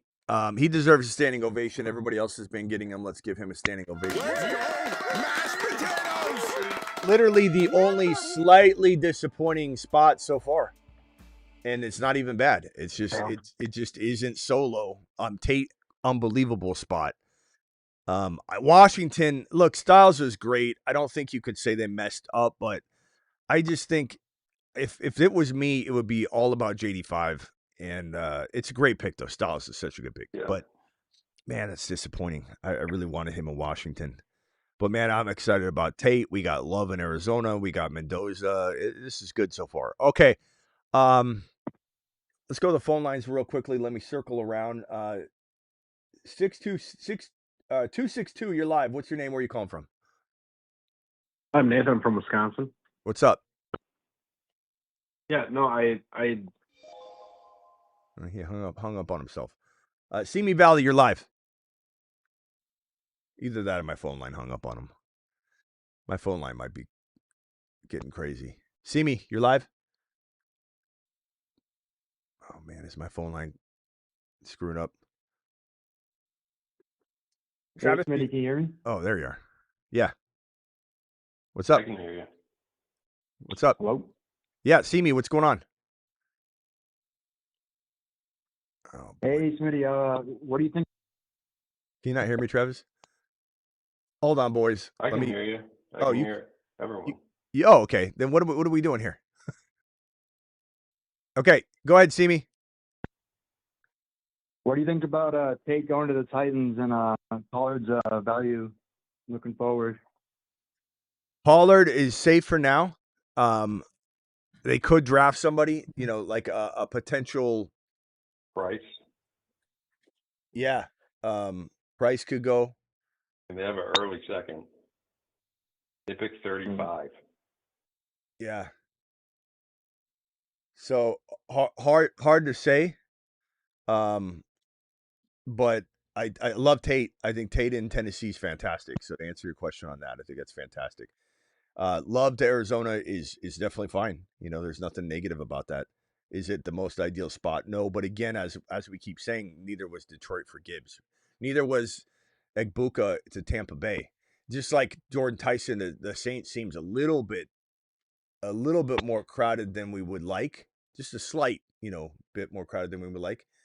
1 year from now, he might be the number one wide receiver, bona fide one like Buka is, in his offense. So Olave could get one. We might even hear something bad about Olave off this. Who knows? We never know. I'm not trying to spread a rumor, but why did they do this? Why did they feel the need to do this? So we'll see. But I think Tate is probably overtaking Tyson in fantasy football rookie rankings across the industry. Yeah, that's right. But you think Love in Arizona changes McBride's ADP? It's a good question. It might not increase it because you got a lot of volume going to Love. But some might say that the offense gets more efficient and that they move the train. I could see that could potentially be the case. But I think ultimately it won't move a ton either way. So Jordan Tyson, man, the NFL draft is so far behind. They're on pick 7. What the hell are they doing? They got to figure out the broadcast. Yeah. It's way too slow. Are there that many people that are disconnected from their phones anymore? I doubt it. I think they're going to hear a lot of people complain about it. Yeah, everyone at the draft is finding out 2 picks before. And it's only going to get worse. That guy from Wisconsin. I think it's because they have to do the interview every time. Whoever that was from Wisconsin, call back in because the phone hung up on you, or my line disconnected you, or you disconnected. I don't know, but call back in. Has that other pick come in from the Browns yet, or no? I haven't seen anything. Should be yet. coming in any second. And then the Giants will be up. Now should be in. Dallas Cowboys.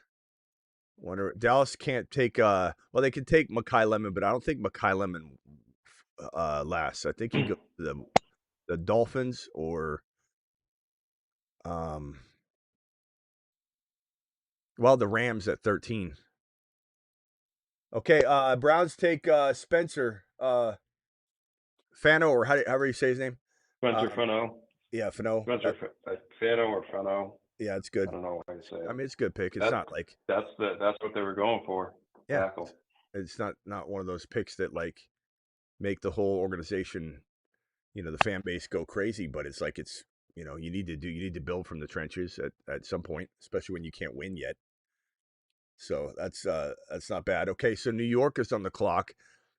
They took Reese, which was a slam dunk home run. They could go Downs. Yeah, Downs. That's a great pick. Giants are doing fixing the defense. Yeah, doing well. Downs is let's write it in. I think that's going to be. I'll just dot it. Downs. Okay, let's look at my predictions in my pocket. Let me see. I even forget what I wrote. Cuz my brain where is my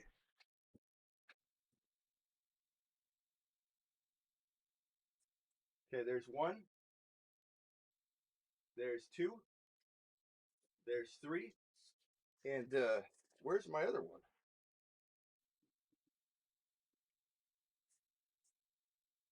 I must have dropped it. Oh, here it is.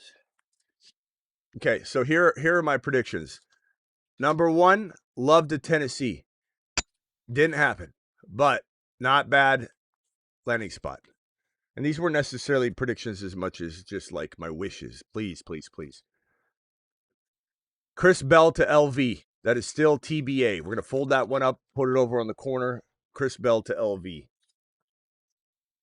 Sadiq to a great offense. That is still TBA. We'll fold that up and put that over here. And then what is this one right here? Tyson to Washington or Miami. That didn't happen, but I don't mind this spot that much. It's not the most ideal, like just like the Gibbs landing spot when it happened. The Igbuka landing spot when it happened.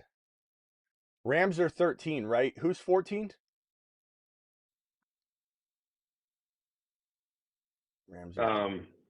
Rams is 13, and then 14 is Baltimore. And then 15? And then Tampa at 15. Okay. So Rams. 15 Tampa.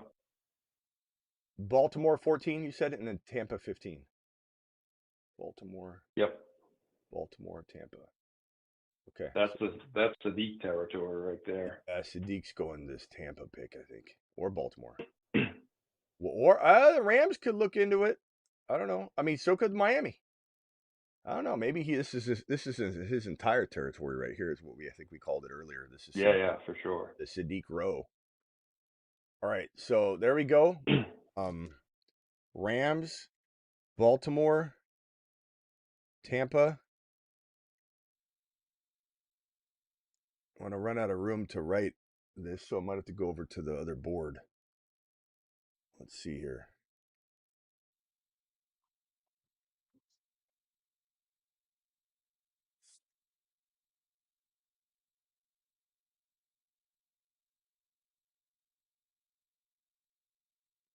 I'm going to clear this board over here, and we're going to use this board.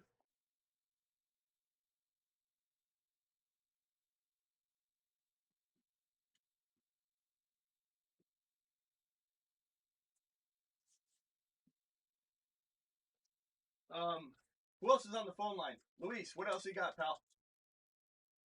Yo, do you think any more team traits are happening tonight, or no? You think it's done? Just that one from the Chiefs. There'll be more trades for sure. What do you think, Travis? There'll be more trades for sure. I don't know how soon. I mean, we still got the Cowboys who could move up a pick or two if there's someone they're targeting. I mean, they have 12 and 20, so that's 2 shots for them to move up.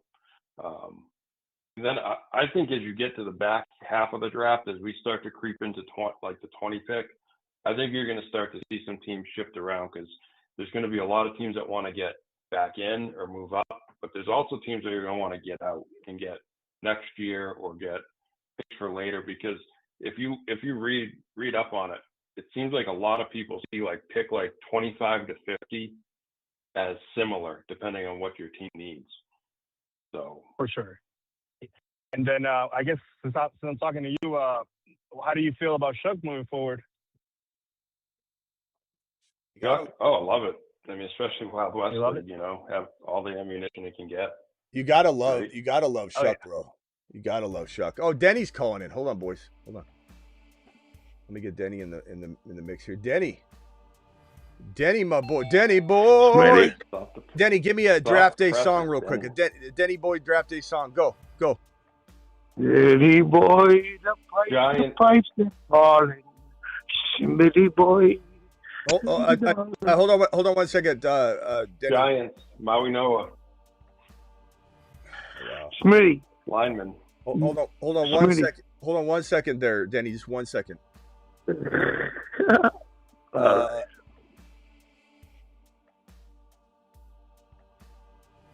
Okay. Smitty. Close your windows. Maui Goa. Is that how you say his name? Maui Goa. Maui Goa. I think it's Maui Noah. Maui Noah is how you say it. Maui Goa. Yeah, Maui. Who's that? Is that who is that? Is that Travis? Travis, close your windows. Yep. Close your windows. Close your windows because there's a draft. There's a draft tonight.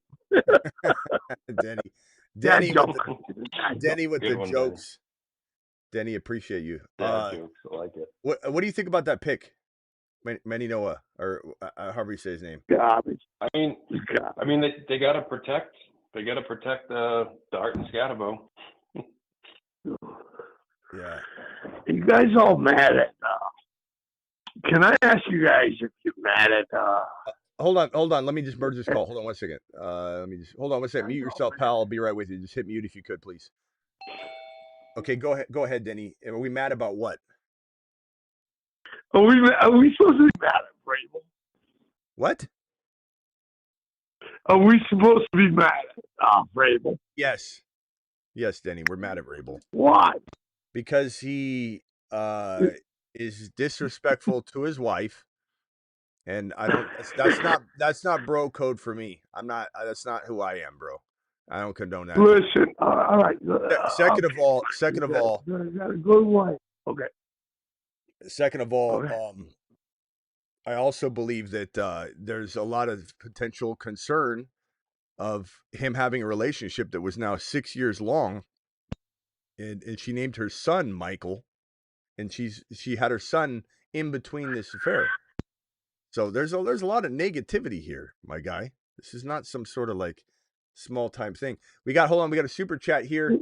I believe we've got a do we? Okay, I think we're caught up on the super chats. Unless somebody dropped one on Rumble, let me just. I just called to say hi. Hey, where did my boy go? What boy is that, Denny? I don't know what boy you're talking about. That quarterback. Quarterback. Mendoza? Mendoza? Mm-hmm. He went 1 overall, Denny. Are you even watching the draft? Denny. Dude, I'm just calling to say hi. No. You're not even watching the show either. You never watch the show. You just call the phone line. You don't even know what's going on. I don't think you even watch football, to be honest. I really think you're pulling one over on us. We have no clue that you don't even watch football. Because I think you found this. You were trying to order a pizza pie. You dialed this number on accident, and we've loved you ever since, for sure. You got a home here. But, man, I just don't know if you're watching. Jordan Tyson. So it's great. It's great. No, I've been into this show for years. Ever since the graveyard. Yeah, the graveyard. And then I Tombstone. He loved it. You put me on a tombstone, and you did. And I says, that is the best thing Smitty ever did. He put me on a tombstone in the graveyard. All right. But anything else, Danny? I got to keep the phone lines moving today. Unfortunately, we got a lot going on. What else you got, real quickly? I forgive Vrabel. Okay, you forgive Vrabel. Got it. Noted. Yeah. All right. Yeah. And I think he still should be our coach. Yeah. Okay. I got you. All right, Danny. What do you? What you think he should retire or something because of this? All right, mute yourself real quick, Denny. Let me circle around the phone lines. Otherwise, I gotta move on real quickly because I'm trying to get through all this. Travis, what do you mean? There's something about Tyson losing his mind. What do you mean? Oh, he was just really emotional. Like I get it because he's been hurt and people doubting him. And I thought you meant because of the landing spot. Yeah, no, he. I like Chuck. No, just like kneeling down and crying and like. I think he just, Travis. Probably been emotional because Travis. Right. Travis, are you mad? Are you mad at Vrabel? Are you mad at Vrabel because of this? I mean, I'm not happy with him. It's a distraction, Big distraction. Denny, he's not going to be there for the day 3 picks, meaning he's missing 8 of the picks because he's got to go to counseling. He's literally going to counseling during day 3, and Vrabel will not even be present for 8 of the picks on day 3. How is that not a distraction? Guys, please listen to me when you go there. He was, he's just having a good time. He's just having a good time, Denny. Right? She's a good-looking Italian girl. Dude, Smitty. I get it. You're not. No, you guys don't understand. You can't imagine Denny talking to his missus like, "Look, I was in Vegas, honey. I was just having a good time. I love you. I love you. You're the only sweetie. Don't walk out. Don't walk out." Denny, are you defending this because this happens frequently to you and you're just wanting to have someone on your side? You know how it's like if someone in your house stays up late and then they go to bed early, it's disappointing. You're like, man, I'm the only one up now. Like, is this you just want Vrabel to be out doing mischievous things? What, Travis? He's a diehard Pats fan. He's not going to go against the Pats, and it is what it is. It's not about the Pats. I like Vrabel. All right, we're all human. Okay, do I have to sing? I have the voice of an angel, but go ahead. I'm only human, prone to make mistakes. I am just a man. I'm only Cowboys trade up to 11. Cowboys trade 11. All right, Denny, I got to go. Call him, Denny. I got to keep the show rolling. Call in a little bit, all right? Travis. You didn't have to cut me off. Treat me like a stranger, man. That's all. All right, thank you, Denny. Appreciate you. Voice of an angel. All right, songbird of our generation. Oh, Stuart, I hung up on Stuart. Stuart, call back. I'm sorry. Damn it, Stuart. I'm sorry. Trade, Cowboys move up. Travis, give me the breakdown on that trade. Cowboys move to 11. I'm trying to see if we got the actual trade yet. Schefter just traded up to 11. You got to think it's for Downs, right? I mean, call back again, Stuart. Oh, hold on, here's Stuart. Let me get Stuart in here. I'm sorry, Stuart. Stuart, I apologize for that. Stuart, real quickly, what's on your mind? And then I got to go to Travis real quickly. 11 goes to Caleb Downs. I was curious about Jeremiah Love. I mean, do you feel like him going to the Cardinals is going to make his ADP go a little bit lower? Or do you feel like he's still going to be as high as? I don't think it goes down. It looks like Downs got taken by the Cowboys. That's a great pick. I'm just worried about the competition on that team. There's no competition. No one's competition for Jeremiah Love. He's Bijan, but we did see the same running back, Algier, make Bijan's rookie year lesser than it should have been. So there's reason to be a little bit concerned, I suppose. But I do think that you're also talking about targeting on them. you're also talking about the number 3 overall pick, so it's a lot higher capital. So I don't know. I will probably end up saying that his ADP will not increase because of this, but I don't know that it falls much, if any. Sure. Okay. All right. Well, I appreciate it. Yeah, man. Think of it like Gibbs going to Detroit. People were confused. Think about Ibuka going to Tampa Bay. Tyson going to the Saints. Like everyone's going to be a little bit. I think so far the draft's been perfect. As far as Tyson going to the Saints, I'm not even that mad about it because the Saints are going to throw a lot. They're going to be playing from behind. Olave's not a guarantee to stay. So they haven't extended him yet. Good for ETN too. I feel like Tyson might be a answer though to keep Olave healthy too. You know what I mean? Yeah, and as much as I love Olave, I do like Tyson more. As a prospect, I do. I like Olave. Yeah. Olave's great, but I like Tyson more. Tyson has the ability to be like the number 1 wide receiver in the league, like that. He could also bust. Yeah, but he has the potential to be the number 1, number 2, number 3 wide. He's CeeDee Lamb, so I love it. All right, my boy. Call back if you got another one. I'm sorry about the I wait. appreciate it. Up on you, but we're gonna keep the phones revolving. But if you got another one, just dial it right back in. All right, later. See me, Valley. You got anything else real quick, and then over to Travis to just update me on that trade. I think actually, let me go to Travis real quick. Travis, that was just 11-12 swap, right? 11-12 swap, and they got Miami got 2 5th-rounders, 178 and 180 or something like that. Man, I think great pick. Yeah, great pick. I think if the Dolphins wanted Mekhi Lemon anyway, they are like sweet. So Maui Noah, yeah, you're right. That's how he said it. Maui Noah. That's a weird way to pronounce that name, Maui Noah, Hawaiian. Yeah, Maui Noah. That's like the guard too. I forget how you pronounce the guard's name. It's spelled Ioane. But yeah, I forget how it's spelled. He looks like a good pick. They're Polynesian of some sort. I don't know if it's Hawaiian or. Yeah, he looks like he could be a good pick. I think he's a good character guy too. So that's great pick by the Giants. I think. No, he's good. I think. Yeah. Reese was great. I'll tell you that. I probably would have went Downs and Reese personally, but. Me too. But. I mean, why not? Why not get a tackle? The tackle never hurt nobody. Right. So and he seems like just seems like a beast. I like Maui Noah. He looks like he's dialed in.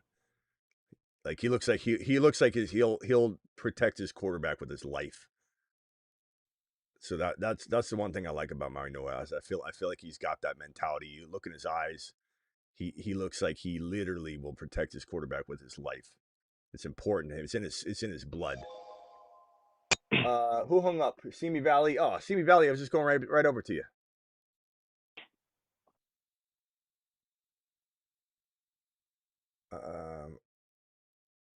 Simi, call back in.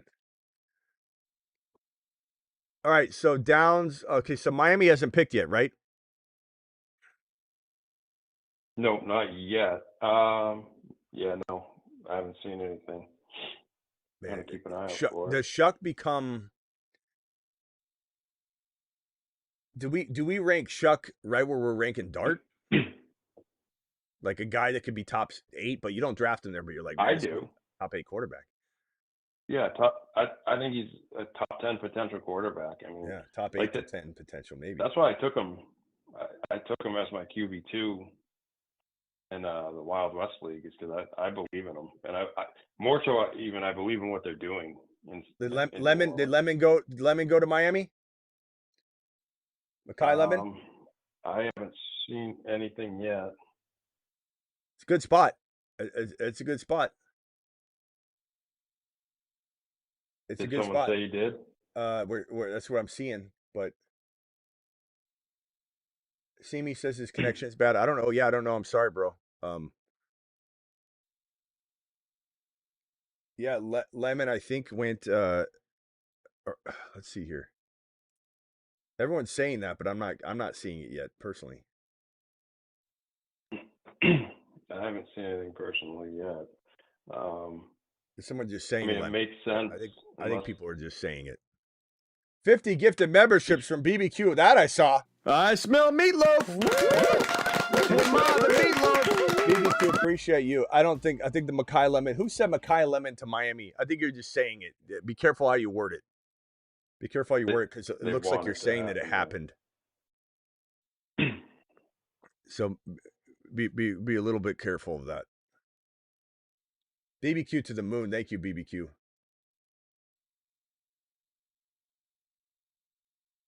Yeah, I don't see a Makai Lemon announcement yet. So, but it does make sense, and it does feel like the only thing you would say is like they're trying.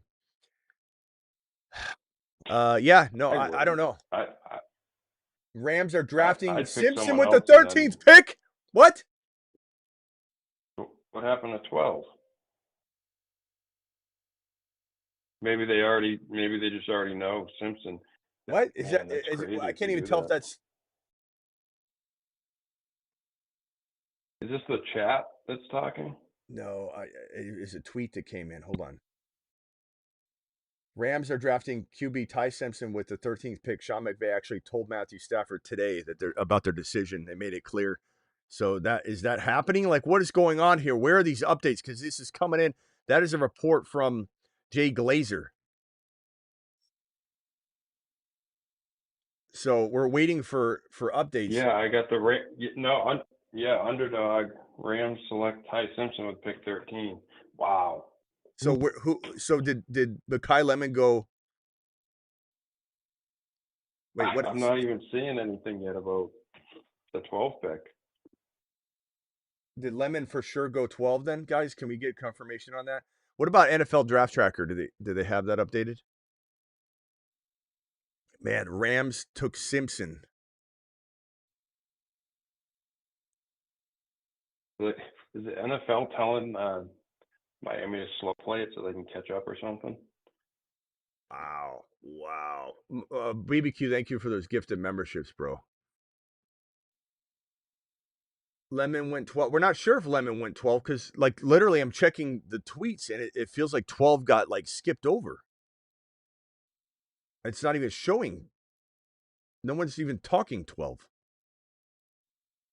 Let's see at the ticker at the bottom. Do I have it wrong and the Rams are at 12? Are the Rams at 12? Like, what the hell is going on here? No, everything says, the tracker has nothing. The Rams are still at 13. Everything says 13. Is this Jay Glazer? It's almost like.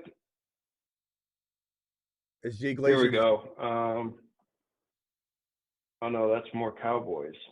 It's like Jay Glazer's breaking it before it actually happened or something. I think that's what it seems like it might. Did Miami miss their pick? And it almost. I don't know. Maybe Glazer's just breaking it.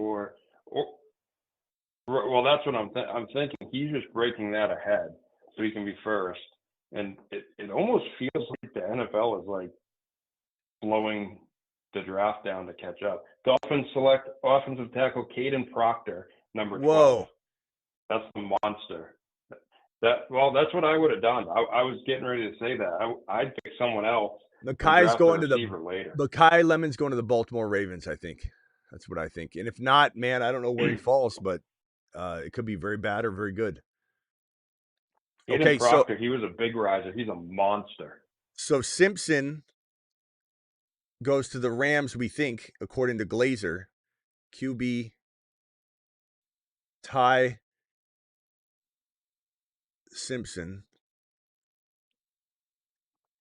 That's what we think, anyways, guys. I don't know for sure yet, but that's what is being reported by Jay Glazer. So Proctor, the pick is in. Proctor goes 12. I'm seeing Simpson a lot of places. I mean, I guess it could just be people. Yeah, they're just retweeting Glazer. I mean, Glazer does have like not a lot of insider information, but when he does have one or two, sometimes they're pretty big. Yeah. But we also had some of I believe a little bit of missteps on his. There's some good and bad he did with the Max Crosby situation, but wow. Yeah, Simpson. We knew that the Cardinals were interested. We knew that the Rams were interested. Simpson's a pretty good quarterback prospect, but this isn't like Puka Nacua is not saved or anything, guys, for the dynasty long-term value. Like, let's be clear that Simpson might become a pretty good quarterback for McVay, but he's not Matthew Stafford, and so there's nothing that eases my mind about the future when Matthew Stafford's gone for the propped up value that everybody has for Puka. Caden Proctor, 6'7", 350. I mean, that's great for Willis and Achane. Yeah, Achane to the moon. Jeez, we haven't even talked about Achane yet with that move. Out of Proctor. Yeah, hold on one second. Let's see if Achane has something to say. Hey, Achane, how do you like a 6'7" offensive lineman? Does that work for you? Does that work for you? Okay, just making sure. Angry Bruce, you're live. Achane. Kansas City just fleeced us, man. Well, we just got fleeced, bro. You tried to tell, but you tried. Hold on, but this is why you can't come in like acting like you know what the draft's going to do. The draft is going to do what the draft's going to do. We're always going to have our hands up in the air the entire way. You know, this has been a pretty normal draft too. But yeah, okay, you feel that now. I knew Cleveland was going to trade down. I knew that, but taking a jackknife, somebody who they put it center in the pro day, you know, and all that stuff. Come on, man. Well, I don't know what you want me to say. Cleveland just screwed up so bad. We need a left tackle. Well, we don't need somebody we could just plug in somewhere for depth. What made you think Cleveland was going to do something smart, bro? Come on. Like you act like I'm with you on that one. Yeah. Every year I'm so disappointed. We could have had Tyson. We could have took Tyson. Yeah. I mean, we could have took Styles. So you want to take a left tackle but not a right tackle? Yeah, because we got a right tackle on free agency. Yeah. Joshua says Cardinals now have Trey Benson, Connor, Algier, and Love. Good luck, Smitty. What is that supposed to mean, Joshua? Do you think that concerns me, or are you just saying good luck because you got a good running back room? I'm not sure if you think I'm worried about those other running backs. They probably all three of them together could together hold the jockstrap of Jeremiah Love and carry it out to the field in ceremonial fashion each day. But I don't know if you're saying that. Benson or Connor could get cut. I mean, so you're thinking that's a problem. Says Joshua is literally scared for me. He said, "Yeah, Jeremiah Love. He's got Benson and Connor and Algier. You got to be worried. You got to be worried." No thanks, bro. Benson they took Algier. If you really want to look at it like that, they took Algier as a backup for Love. Yeah. If you really want to break it down, I think. All right, Bruce. I'm not sure they were taking Love either. They were arguing. Call back if you got another one, Bruce. Appreciate you. Phone lines will be open. All right. I need to make sure I keep cycling everybody in and out. So we're at 14 now, right, with Baltimore in terms of. Then Tampa, and then I'm going to move over to the standing board here. Yeah. And then it becomes the Colts. Colts at 16. Or no, the Jets. The Jets have the Colts pick. I'm sorry. From the Sauce Gardner trade. So tell me the 16. What could be Lemon? Read off 16 through 20.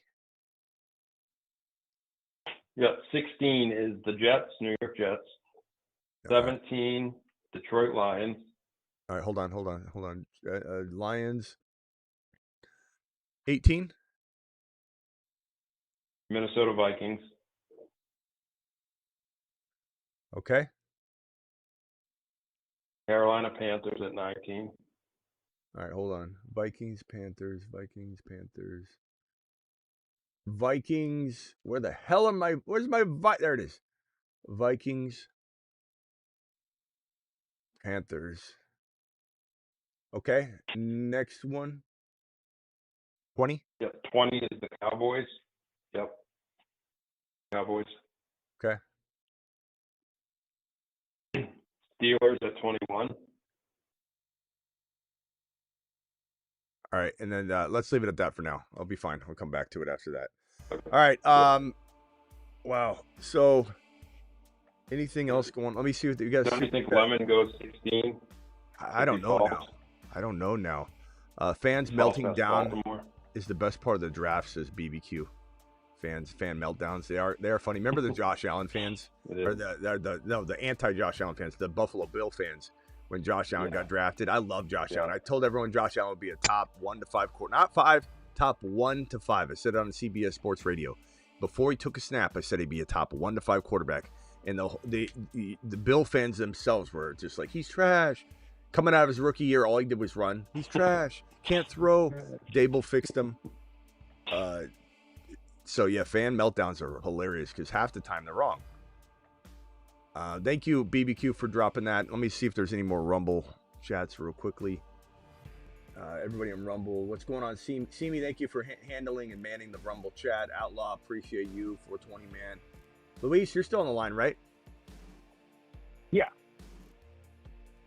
Yeah, I'm still here. Well, what do we think happens at 14 and 15? Is Sadiq one of these two picks? I think he is. And could it be Lemon Sadiq? I think he is. Lemon Sadiq? And I'm not sure Sadiq gets past Carolina at 19. Yeah. Hey, Hammer, trades up. Hammer, you'd be excited if Sadiq landed in Carolina. That's what we want, man. We need my boy Bryce to step up. That would be pretty good for you. There's Luis. Yeah, RIP Benson says hybrid. He was already gone, bro. I wasn't even drafting Benson in 20-round drafts. He's already done. That's unfortunate. No. I think this. Yeah, this could be Lemon here. I think it's gonna be Lemon Sadiq. That's my prediction. Lemon Sadiq. And Lemon in Baltimore is probably the worst possible Lemon landing spot you could imagine, but very good football landing spot. There's two different things. Yeah. The reason it's the worst is because Lamar has only one time ever produced a top 15 wide receiver, and it was Flowers who just did it, and he was top 10 this past season.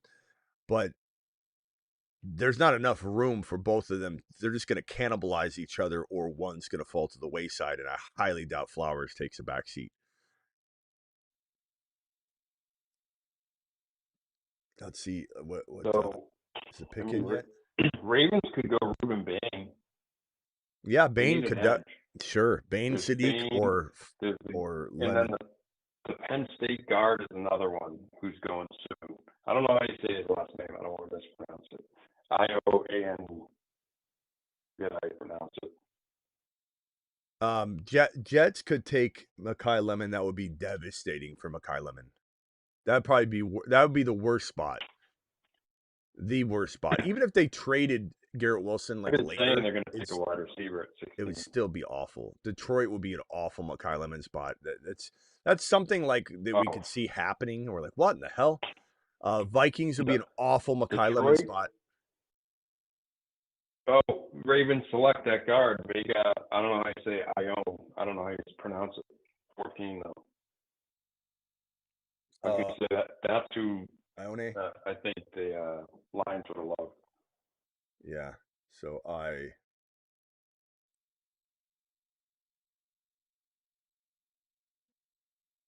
think you pronounce it Ione or Ione. He's good though. He's really good. As soon as we learn how to pronounce his name right. But once we learn how to pronounce his name right, he's just gonna tell us that we've been saying it wrong. So don't get used to anything. That's a good pick here. So Sadiq probably going to Tampa here, I think. What if they took Mekhi Lemon? I wouldn't want that for I certainly think he's not overtaking Ibuka, but there would be a sort of cannibalization going on there too. I got to be honest when things with the way things are. But they could potentially take him. We haven't really kicked that around. I hope they don't. Who did you say? Tampa. I'm not saying it's likely. It's just there's a possibility that they could look at it and say, look, we lost Evans.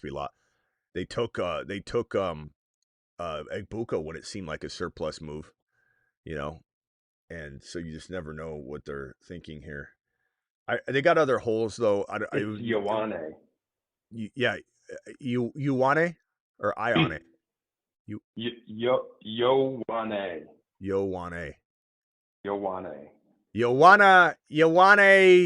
Ioane block? Yeah, you want a guard? You want to help?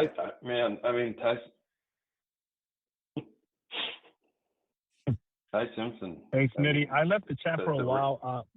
I just seen that Simpson went to the Rams. I don't know if you already talked about this.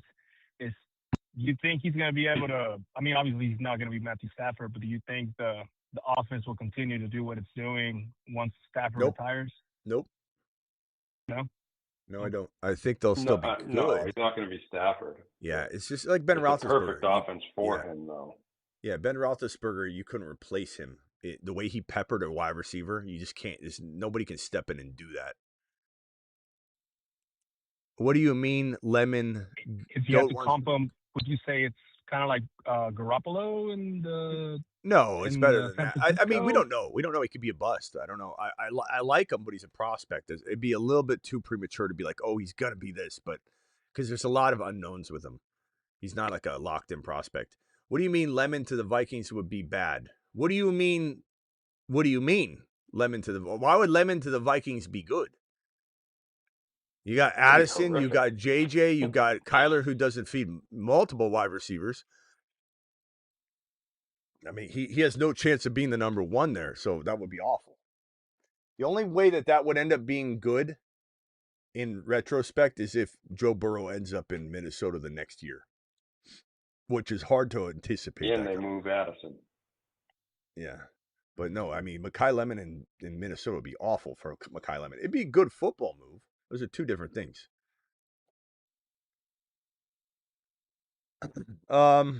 Simpson folds under pressure. He literally sees ghosts out there. Yeah, I mean, look, I think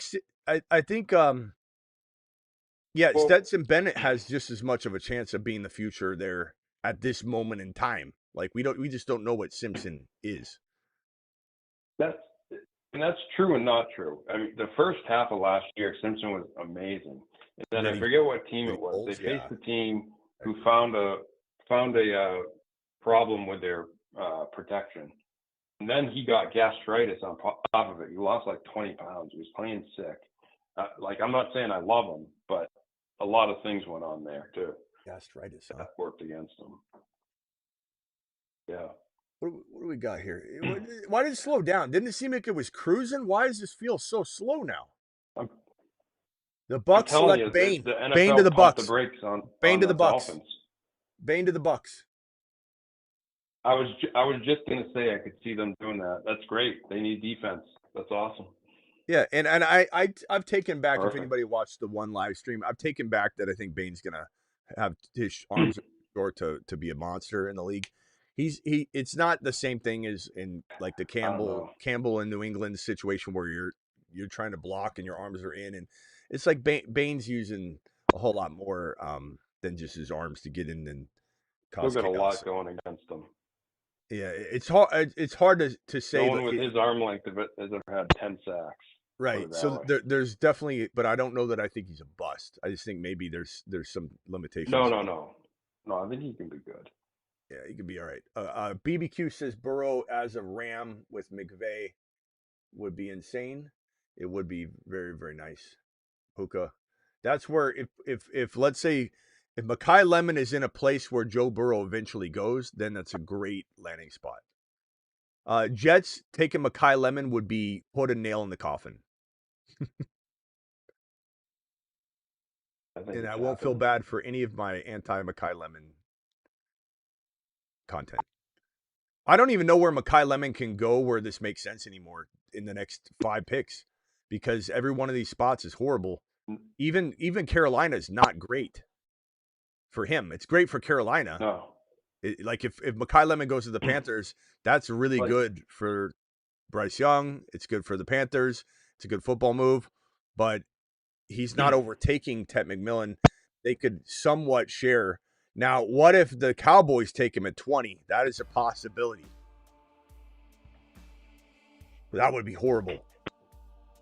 Because he'd cannibalize enough, that it would be an issue. We already have a problem saying, okay, Jerry could do it, man. He's off his rocker. I know, but and if they do that, that's like it's gonna piss off one of Pickens or Lamb. Like Pickens is like, I just committed to you guys, and now you're drafting a receiver. What if they We're not getting all the targets? They have Ferguson too. Can you imagine if they take Lemon and then a trade announcement happens and Pickens gets sent to New England or something like that? Can you imagine how amazing that would be? We'd be like, I would even be okay with that, because then Mekhi Lemon can be better than even I predicted him to be, because he'd take Pickens' spot. That's a great spot for him. Do well there, and that's where he belongs, is like in that 2 role, but in a really good high-profile 2 role. I like that. That's where Mekhi Lemon should be. I'm not a Mekhi Lemon hater at all. I'm just a realist, and that's a great spot for him. If he was to replace Pickens, and I'm not saying that it would be smart for the Cowboys necessarily or bad. Depends on what they got. And then Pickens goes to New England. That would be the best gift we could ask for right now. That would be pretty crazy. Because beyond that, like you said, Carolina's not great. I don't think the Chargers are great. But Cleveland will probably take him at 24 if he's there. I haven't heard from Hammer in a while. BBQ, skilled players not picking up calls from Jersey area code, says BBQ. Man, I feel like crap. I slept very little last night. I'm sick as can be. I don't know if you guys can hear it in my voice. Worst timing. I'm on Dayquil right now. Is Vrabel awake though, says Jolt. So I don't know what that means, but we've gone over a lot of Vrabel stuff already, but go watch the beginning of the show. He's in some trouble. I've made some predictions. I think there's a 50% chance he steps down at some point. Not now. It's going to get worse, in my opinion. It's a distraction. He's not going to be there for 8 picks during day 3. That's a big problem. So we'll see what happens. I definitely, this is one of those things where right now everyone's laughing about the idea that he steps down. And then they use things like, Kraft would never make him. This isn't about that. Like, this is a different angle. What I think this could be is one of those things where, when Mike Vick was sent to prison, when the NCAA tournament was canceled due to the pandemic, when Ridley retired randomly, when Andrew Luck retired randomly.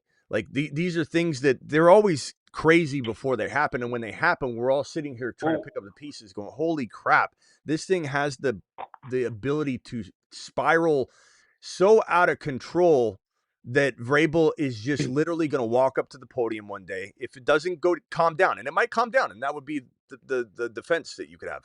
But if it doesn't calm down, and the more photos keep emerging, the fact that her son's named Michael, and they named him in the middle of the affair when she's dating Mike Vrabel, and the fact that there's more photos, and there's photos that came out from when he was a Titan and he was with Dinah Rossini then. They were at restaurants, they're holding each other, kissing each other. And that's all back when he was in Tennessee. So the breadcrumbs go so far back that unfortunately they're going to have to dig into this thing. So there's a possibility he walks to a podium and says, Kenyon Sadiq to the Jets. Wow. Yep. They have Mason Taylor already. Damn Jets, bro. No, damn think Jets. About Geno last year. That's our first. That's our first nutsack kick. Damn it. You can't even try to twist that. If it ends up good, fine, but you can't even try to twist it. They have Mason Taylor there already, who's 21. That's probably the most objective way to say it, Travis, is like, we can try and, twist this up and be like, hey, look, but it's, if it works. Geno's okay.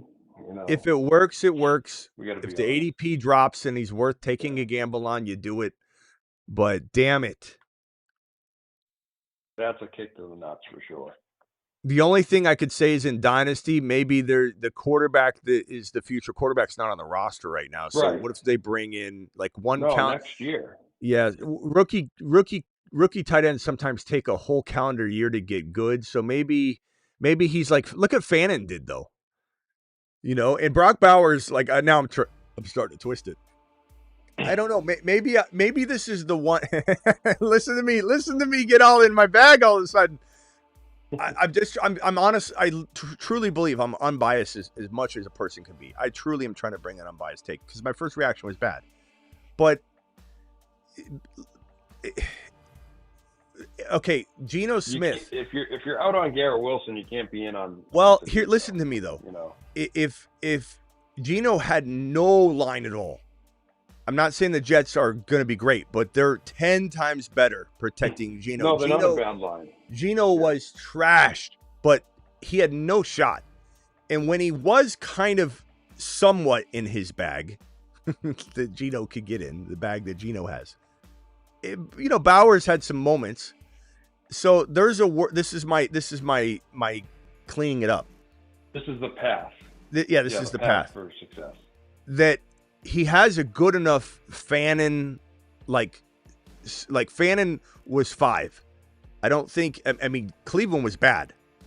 So could Geno be a fraction of that, throwing from behind, just kind of force feeding Sadiq? Not that they're going to live in the red zone really, but get him prepped for next year, and you get a really nice shot of Sadiq here and there.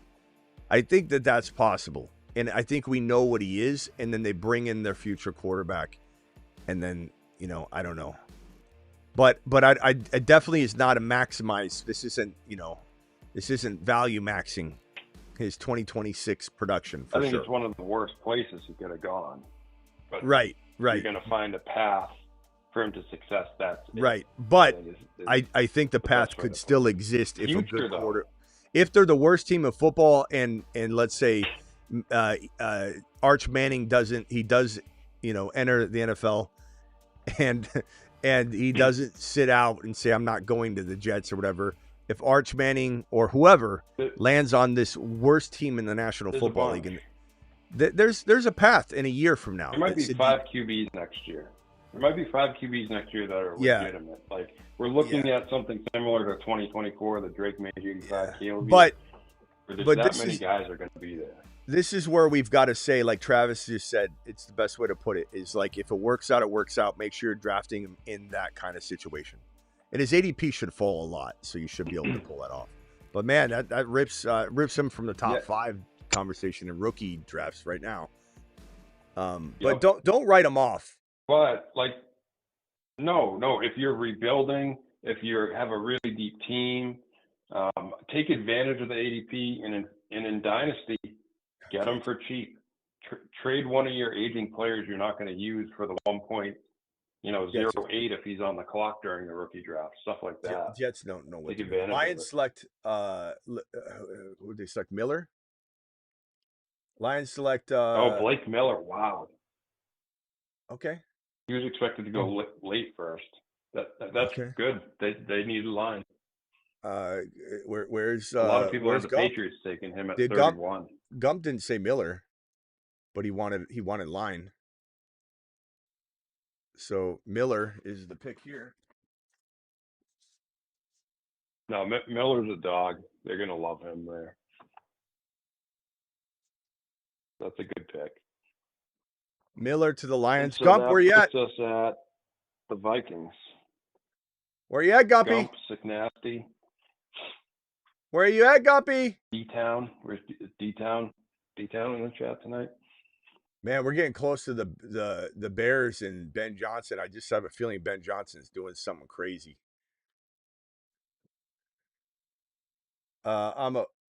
Hey, Luis, you're on the line, right? You're depressed. Why are you depressed?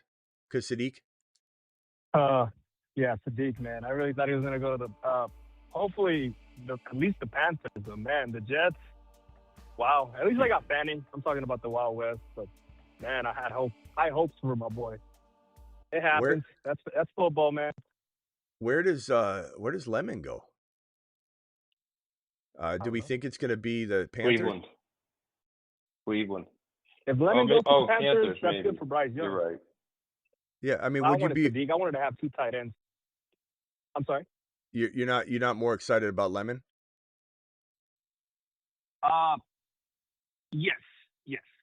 Okay. Of course. Yeah. So don't get too depressed because you might have a better situation. Well, because of his Wild West team he was talking about. I'm talking about the Wild West team. League.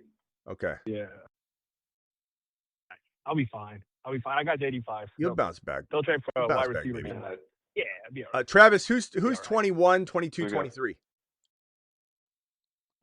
21 is Pittsburgh Steelers. Okay. 22 are the Chargers. What are the Chargers? Mekhi Lemon to the Chargers. That's possible. Yeah, I hope that is not. possible. That is very possible. That might be what's maybe they didn't trade up for him. I could see him trading up for him. Okay, 23. 23 Eagles. 24. Cleveland is another place. All right, if Lemon falls, they'll take him. All right, we'll leave it at that for now. I'll come back to you in a second. All right. And then Chicago's after that. Yeah, Chicago 25. Who's 26? While I'm at it. Chicago. Buffalo. The Bears. So good. Yep. The Bears. Chicago than Buffalo. As Caleb would say, the Bears. The Bears.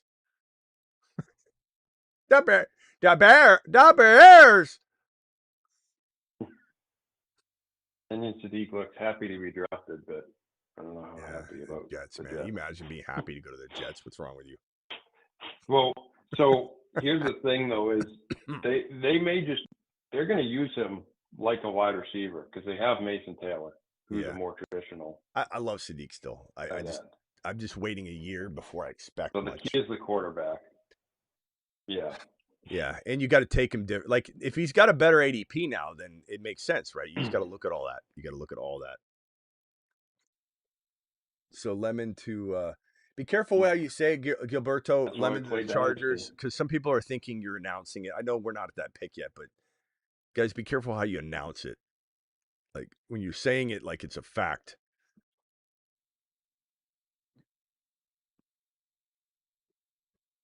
Lemon, I think Lemon to the Vikings, the Panthers, or the Cowboys, or every single one of these teams could take Lemon from 18 to 23. Even the Eagles. The Eagles are trying to trade AJB. Does it make sense the Eagles end up getting Lemon? Yep. Well, I mean, wouldn't that be the ultimate signal that they're definitely trading? Definitely. I mean, we're pretty sure anyways, but. Telegraph above all telegraphs. We're at the point of the draft now where, like, the elite guys are off the board, so anything can happen now. The Steelers would be a disaster for Lemon, too, because let me merge this call real quick. The Steelers would be a disaster for Lemon as well because the Steelers have... The what, Travis? He could fit, couldn't... I mean, football I don't love move. the QB situation. But... Football move would be good, but right. I just think that DK Metcalf... I mean, what are you gonna? This reminds me of Deontay Johnson, again. 828. That's Angry Bruce, right? And I think he hung up. He got angry. Colson Loveland was last year. Colson Loveland. Okay. Well, okay, Travis, who's 27, 28, 29? 27 is, where are we? San Fran. Yeah, that's right. That's going to be an interesting pick, man. All right. 28 is Houston. Another interesting pick. Yeah. All right. 29 is KC. That'll be a fun pick. 30? Miami. Okay. I think you see a wide receiver there, maybe. Maybe, yeah. There you go. And then New England and Seattle. Seattle. Yep. Where's my New England graphic? There we go. That's it for day one. Now, I don't know if you guys heard the news. If the New England Patriots trade oh no, never mind. I was gonna say, I I think Vrabel doesn't speak to the media again until it's 2 weeks or something. 10 to 14 days. He doesn't have a media schedule. So he made that one scheduled appearance. If they had traded out before the draft, he would have canceled it, and then he wouldn't have talked to the media at all. So it was that was a big thing where people were like, "Wow, this is getting weird." But I think somebody they could trade out either way, though. Somebody got a hold of this thing and Not said, because of Vrabel stuff. "Let me handle the PR from here on out." And they said, "Go out and admit you're wrong. Let's rip the Band-Aid off." Finally, so he did that. So, 18 pick Vikings take Caleb Banks. Woo, defensive tackle Banks. That's not bad. Banks, okay. Banks to the Vikes, man. No. Okay. D tackle. That's the best, probably the best D tackle in the draft. And right there, though, that's why the Bengals weren't just sitting at 10, because they wanted someone for that front part of the defense. And Dexter Lawrence, even with the numbers dropping, was the most double-teamed guy in the league. And the Bengals also have the third most double-teamed guy in the league. So now they have two guys who are constantly, double-teamed on the line. So, I think the Bengals move was a lot better than people give them credit for. Mm-hmm. All right. Well, let me go over to Rumble. Where'd Hammer go? I feel like Hammer fell asleep.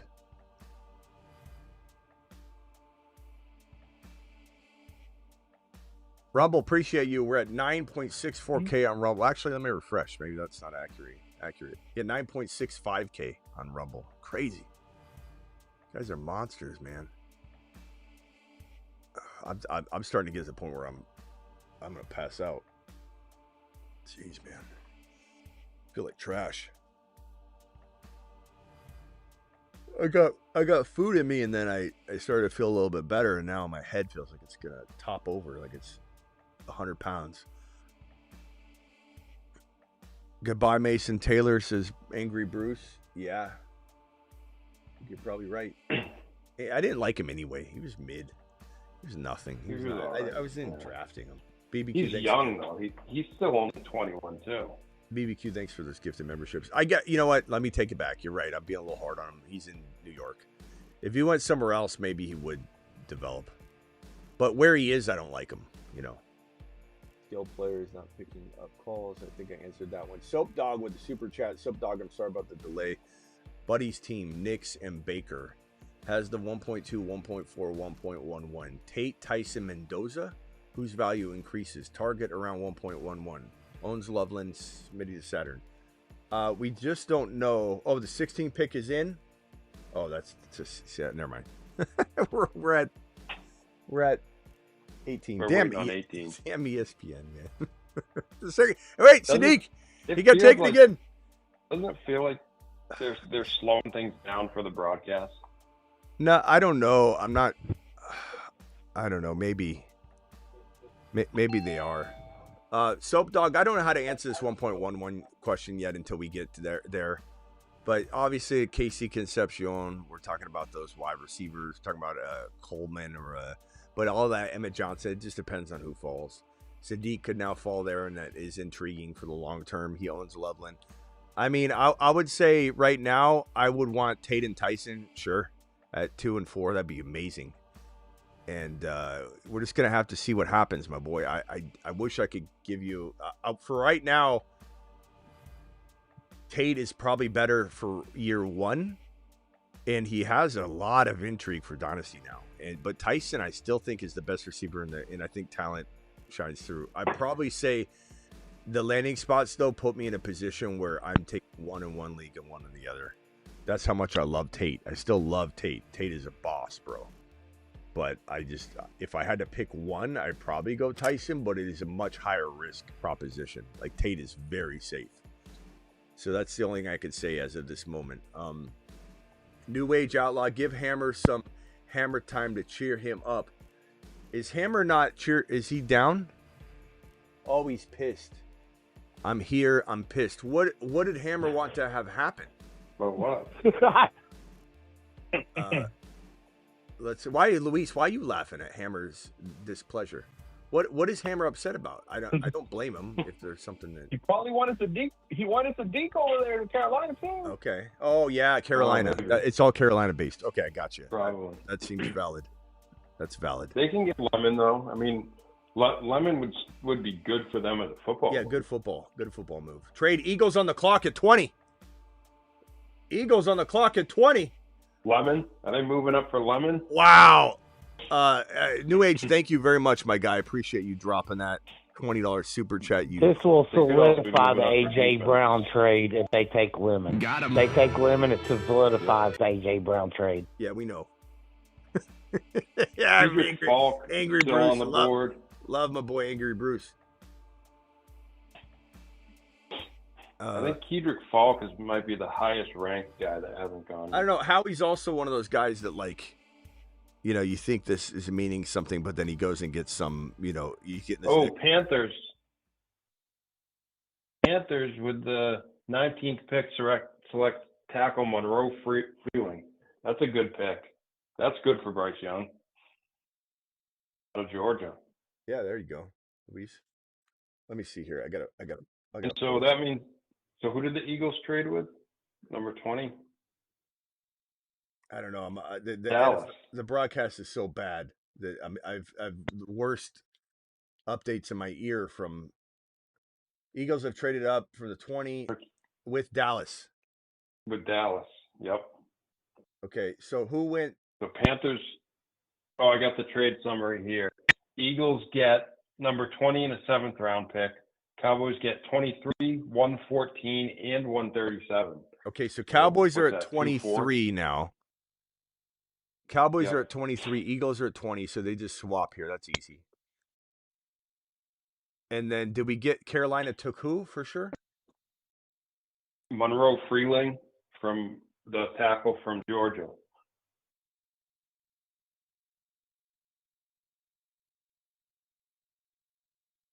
God, that broadcast is on the 17th pick. It's crazy, man. What are we doing?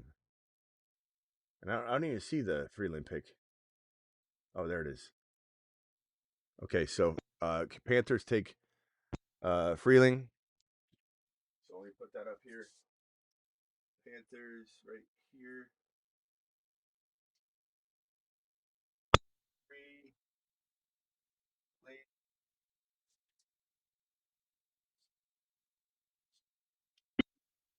Freeling, you can't even read that. What in the hell am I doing? Man, I feel like I might throw up.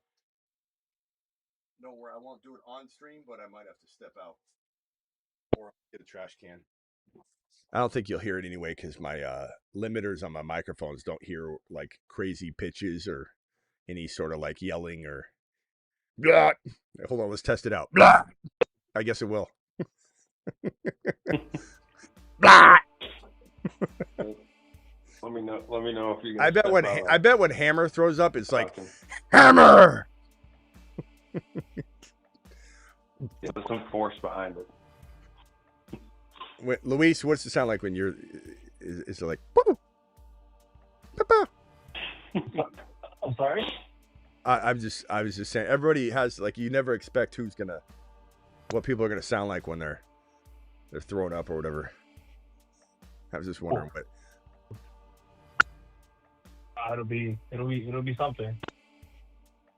Woo! Cuckoo, cuckoo. All right, where was I at? Board. Cowboys, Eagles trade. KC to Miami. KC Concepcion to Miami. That would be amazing. That's what we're hoping. You know, I wonder if the Eagles moved up for a lineman because they knew Carolina was taking. That's what I'm saying. I think we think we know what Howie's doing, but someone. Sorry. No, they took Lemon. Oh my God. So no, that's not great for fantasy. It's good for football. Not great for anything. They're trading AJB now, man. Yeah, they sure are. Who's that? Okay, so Lemon goes to. I wonder what the pro Lemon people are going to say. They're going to try and spin this into an amazing thing. But this is why we told you about Devontae Smith, Luis. This is one of the biggest arguments against Devontae Smith. Is everyone acted like they weren't going to replace AJ Brown. You trade AJ Brown, you're going to replace AJ Brown. So this probably makes you lose that bet. So would you say that Lemon is better than Devontae Smith? No, but they're going to cannibalize each other. I would say a lot of people said Lemon's the best receiver in the draft before his little interview. So regardless of his interview, it's a good football move. I think nobody better take Lemon lightly. Well, it's a good football move, but he can't excel in an offense where your quarterback can sometimes throw 99 yards and you got to divide it up. And Devontae Smith is good. Didn't they get a new coordinator this year? They did, but we don't know if that'll be good. It's not just good just because they change, you know. I'm with you on that. But Devontae Smith is probably probably going to supersede Lemon year one for sure because of the rapport and the experience and all that. But Lemon is a good football move, but this is not a place where you wanted Lemon to go if you're a Lemon fan. We'll see. No, like you said, like for productivity, first year, you see, that's why you nail second-year players so hard. That's why we love you, baby. Thank oh, you. my God. Thank you, Bruce. Oh, my God. My argument was that he was top 12. I mean, do you think – because I said Olave. I took him over Olave, and I took him over Nico. So would you still take – would you take Devontae over Olave since they got your boy Tyson over there? I mean, that was my argument. It wasn't – he was top – I didn't say he was a top 5 wide receiver. Well, Olave takes a nutsack kick, sure. But I never said once that he wouldn't. But I think are you saying – yeah, I think Olave does take a hit, sure. Yeah. In fact, in a vacuum in a perfect world, though.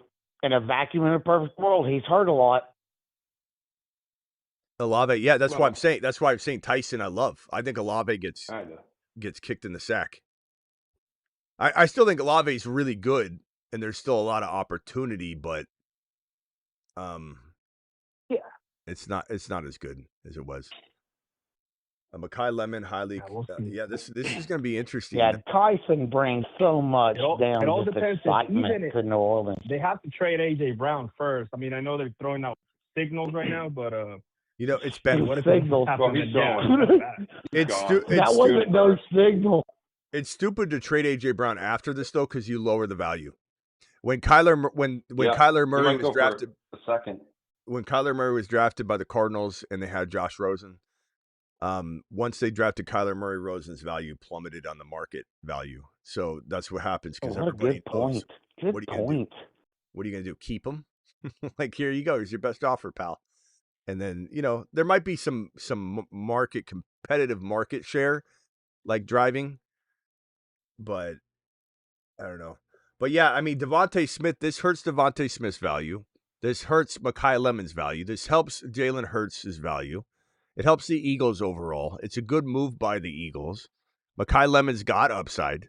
This is a good play. This is where he belongs, though. This is to me, this is what a team should be doing with him anyway. He's not an elite number one. He is a Devontae Smith. He is a Devontae Smith. He is a T. Higgins. He is somebody, Makai Lemon, that can be very, very good. It. Oh, so gross. Yes. What?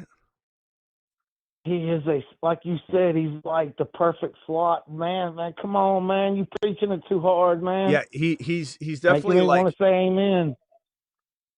He's definitely somebody that's going to add to your football team for sure. But all these people that have been like preaching that he's a number one, he's going to be a top 5 wide receiver. You'll see Tyson's the kind of guy that can be a top 5 wide receiver. Lemon's the kind of guy that can be a glorified T. Higgins. That's great. There's nothing wrong with that.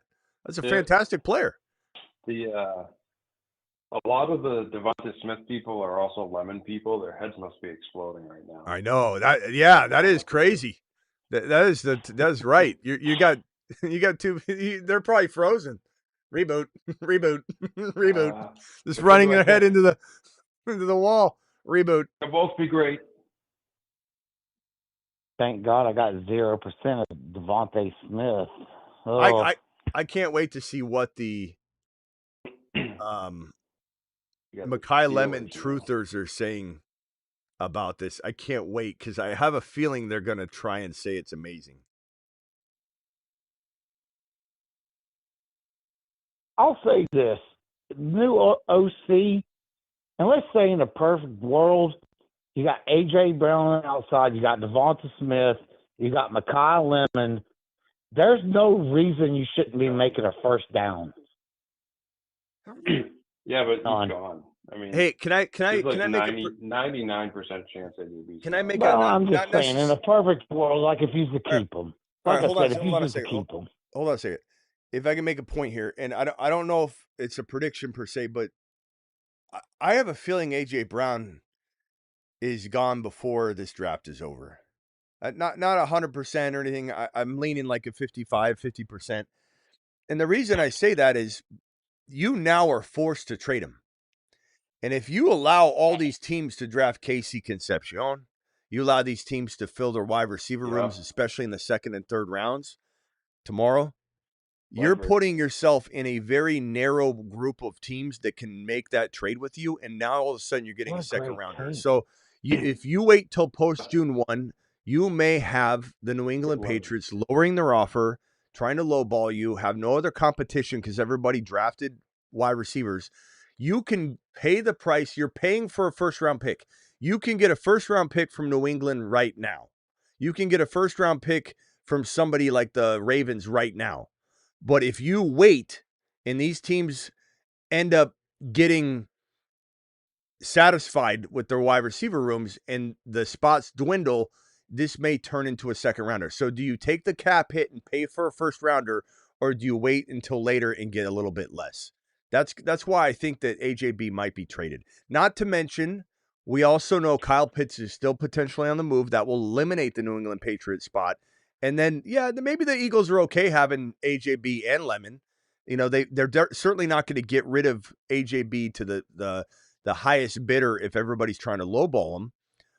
But I think that AJB being traded and you take that cap hit early, they moved Goddard's dead cap and all that money forward when they restructured Goddard to make room for this empty pit, this money pit where they can throw, if they need to, the AJ Brown money. So everybody acting like it's post June 1. We've been saying it for months now. It doesn't have to be. Have we gotten I think this makes Philadelphia, if they can keep AJB, let's just say, like you said, in the vacuum, in theory, they can talk AJB into staying there. They have an X, they have a Y, and they have a Z now. Like, dude. All right. Hey, Bruce, got to go. Call back in a little bit. Appreciate you, man. I just have to clear the line. There's too much going on. How you going to stop? All right. Okay. Who did they draft? They drafted. Take a tackle. Max Ionnetcher. How do you spell that? Hold on, let me write that out real quick. How do you spell that, Travis? IHEANACHOR. He's a kid from Nigeria, I believe. He's only been playing football a few years. He's a monster, though. If he gets the right coaching, I mean, he's awesome. That's a guy I would have loved to see the Patriots. Hey, Bruce, I'm not mad at you. I just couldn't hear over. Travis was trying to talk, and he's giving me. I appreciate you, Bruce. I'm not mad at you. I just have to kind of keep control here. Okay, that's not even written. IHEAN. Let me rewrite that, damn it. IHEANACHOR.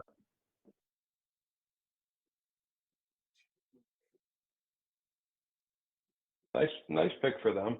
I mean, there you go. So Chargers. Okay, now who's left? Skill position wise: Casey Concepcion, Denzel Boston, Omar Cooper Jr. Maybe Jadarian Price. Maybe Price. Yeah. We might be on our way out of. Yeah, and I mean the only other one would be Stowers, but I don't think tonight.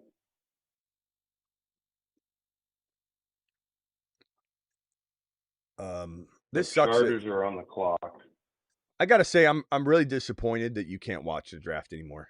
You can't watch the draft. I mean, watching this show is better than watching the draft because you watch the draft, you're behind. Your phone's telling you who got picked anyway.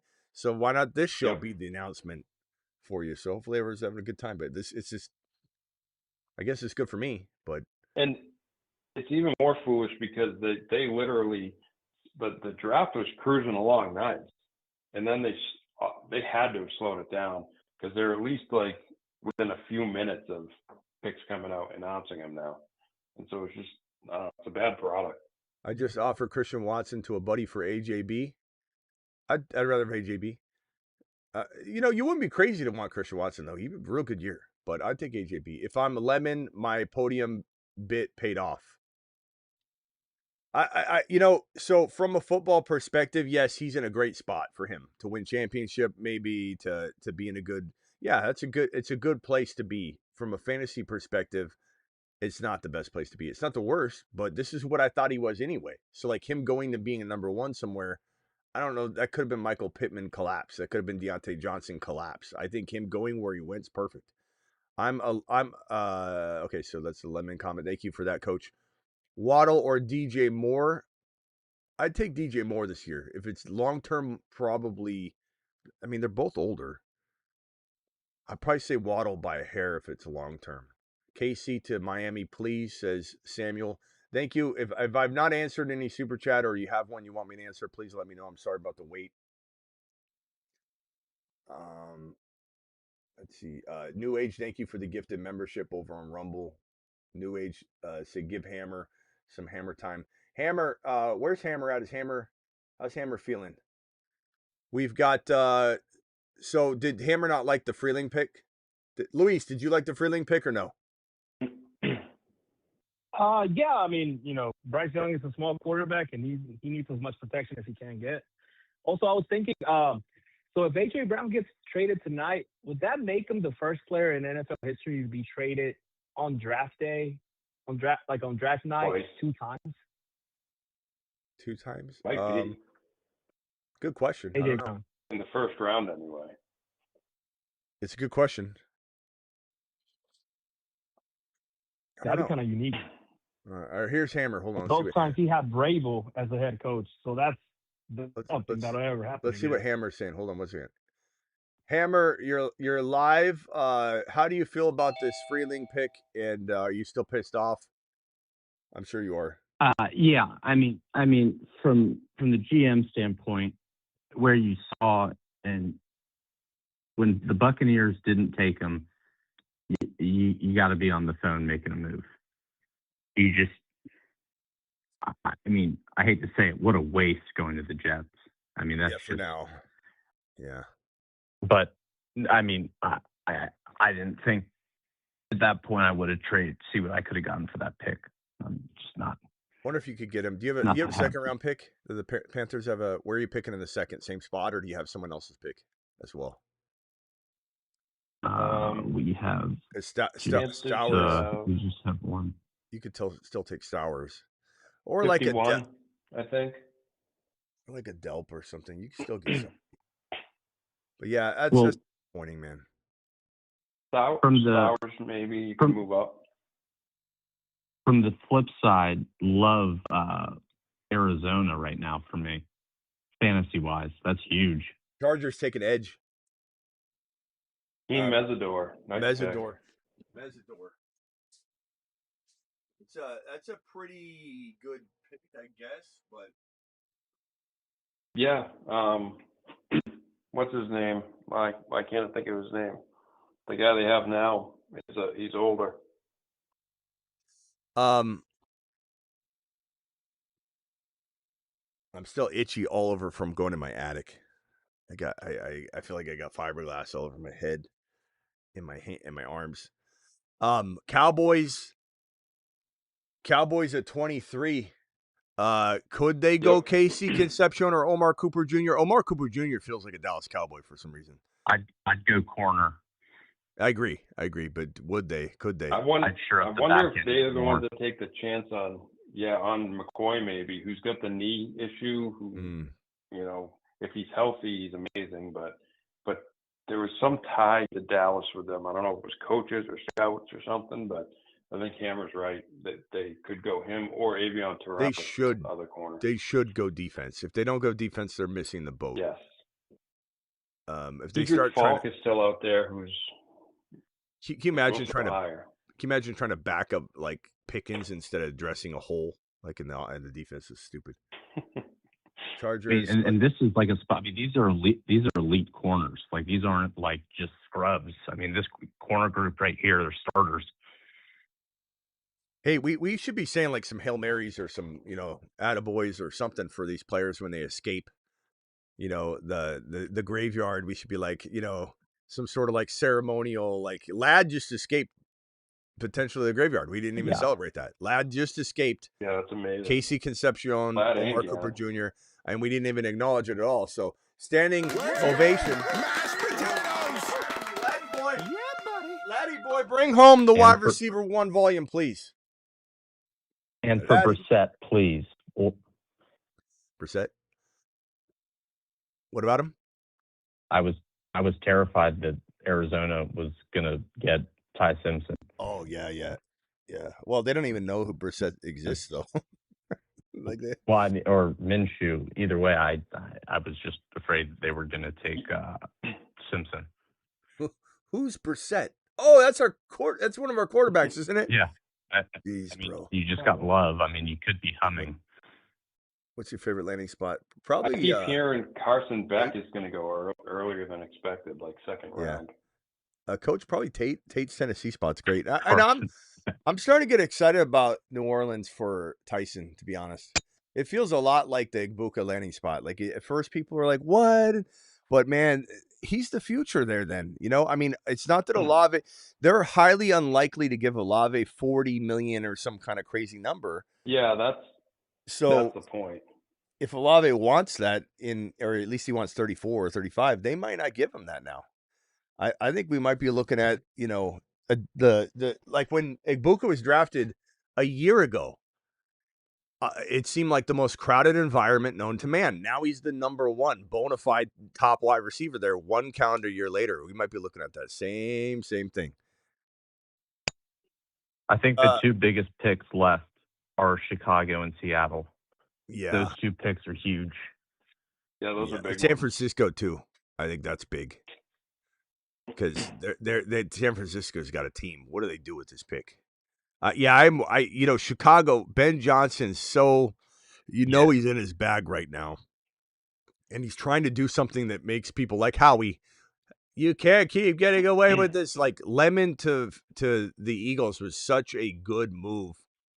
And you see it coming. Like they're getting rid of AJB and everybody just lets Lemon fall. It's masterful.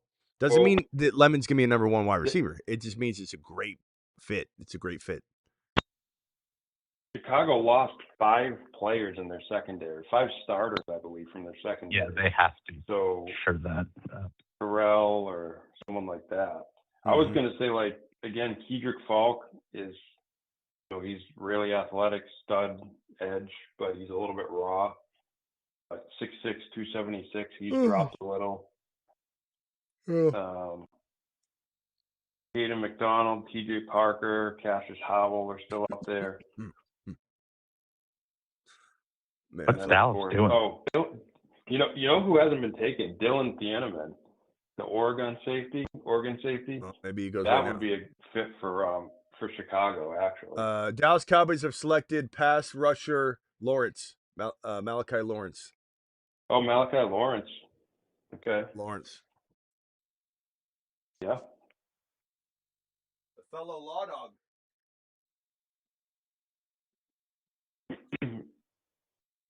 A fellow law dog.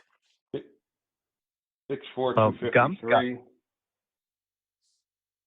Gump got his lineman at Detroit. It wasn't the lineman that he wanted, but he did get a lineman. All right, hold on. Here's Angry Bruce. Yeah, it was. The end has to go. A lot of people had him pegged to Minnesota at 18.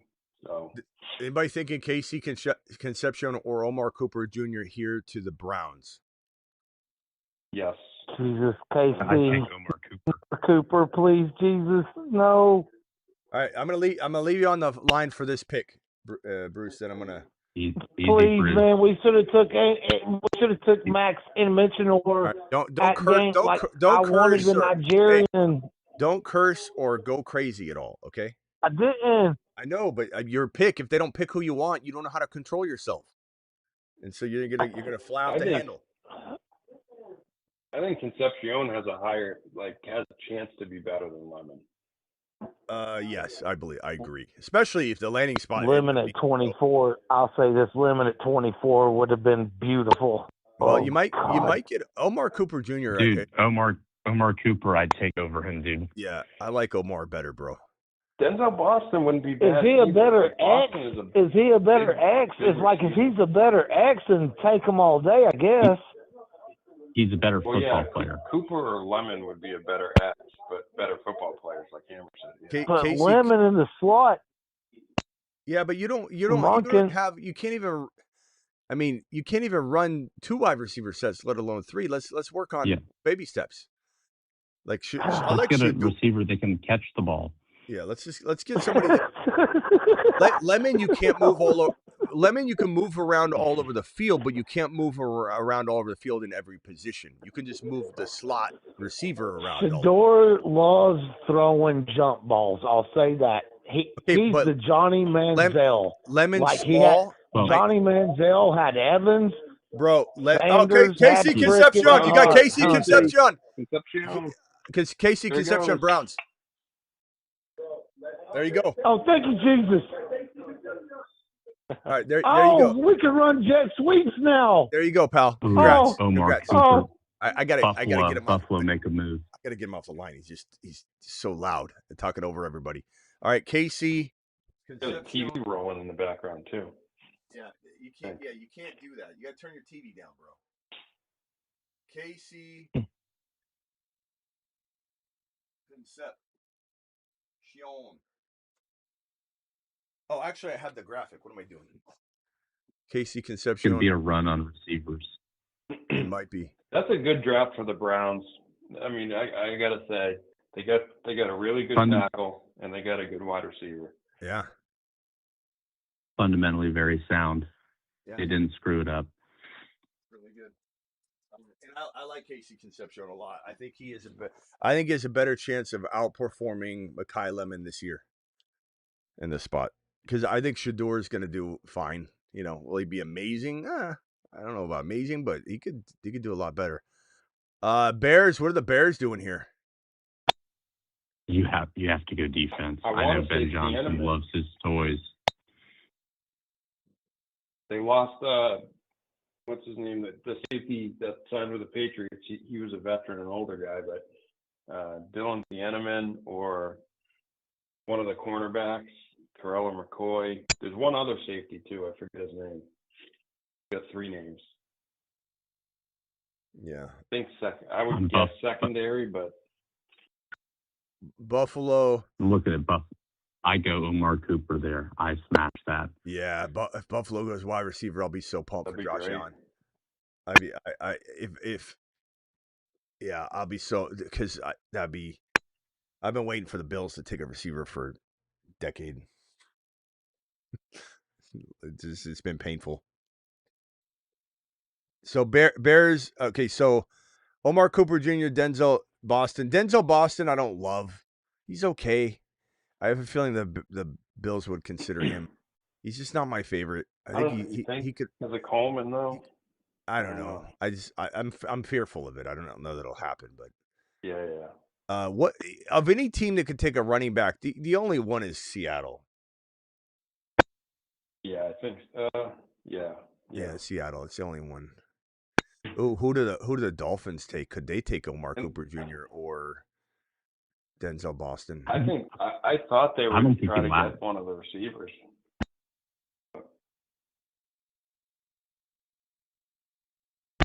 Yeah. I don't like the Steelers. Left that line. Steelers should have. They should. I don't know. All right, what do we got here? Concepcion, baby. Angry Bruce, So, congratulations. I didn't mean to hang up on you, Angry Bruce. You got the TV in the background. You can't have the TV playing while you're on the show. And it's just a mess. It's just a lot of screaming and hollering. But I appreciate you. I hope you're not mad. The TV or the alarm, it's one thing or the other. Smoke alarm. The alarm the other night. Tyson or Lemon at 1.3? I don't know why you'd ask me that question, State. Lemon didn't land in a great spot.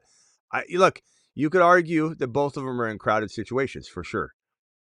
And I love the Lemon landing spot from a football perspective. It is a great football move by the Philadelphia Eagles, as is the Tyson move for the Saints. They're both great football moves.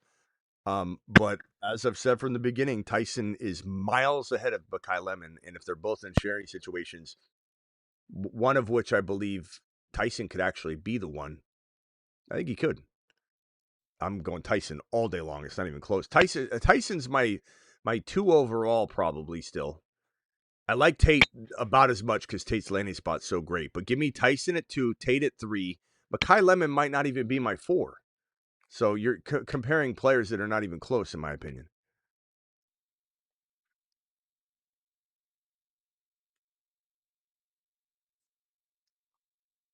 What do we got here? Let Ben Johnson cook it up. Yeah, what's Ben Johnson doing? Ben Johnson's reacquiring an entire defensive line with this pick. I mean, they gotta go secondary. They definitely are going defense, I think, here. Man, Concepcion is such an intriguing pick in Cleveland. Everyone hates Cleveland. I don't hate Cleveland as a wide receiver landing spot. Like I quietly was okay with Tyson going there. I think it's a good spot. I'm taking for that person that said what? Fannin and Isaiah Bond are there too. That's a nice little room they're building. Yeah, it's Judy as well. Good. He'll be doing good. He'll be doing good things.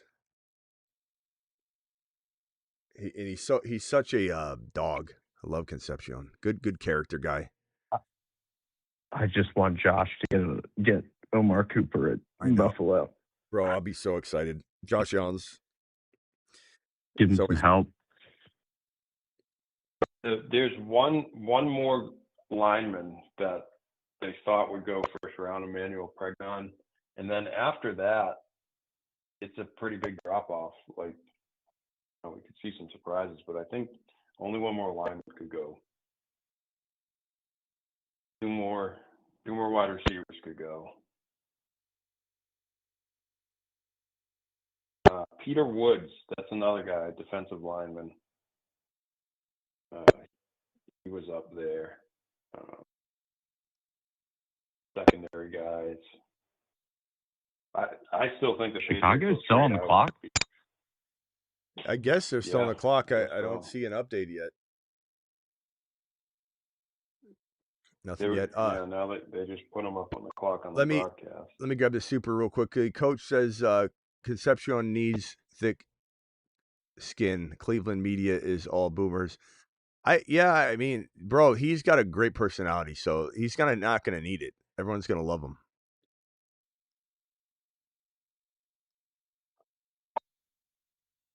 I don't think it's gonna be a big deal. Bears milking the clock. Bears pick is in right now.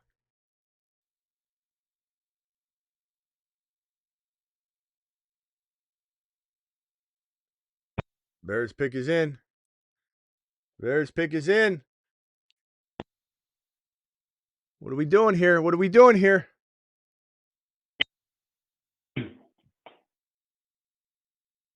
Actually, Caleb Loma could be taken first round. Bears take safety Dylan. Dylan Kinnaman. That's what I thought. That makes so much sense. I mean, he's like, put him back there for 8-10 years, captain of the defense. Yeah, it's not bad.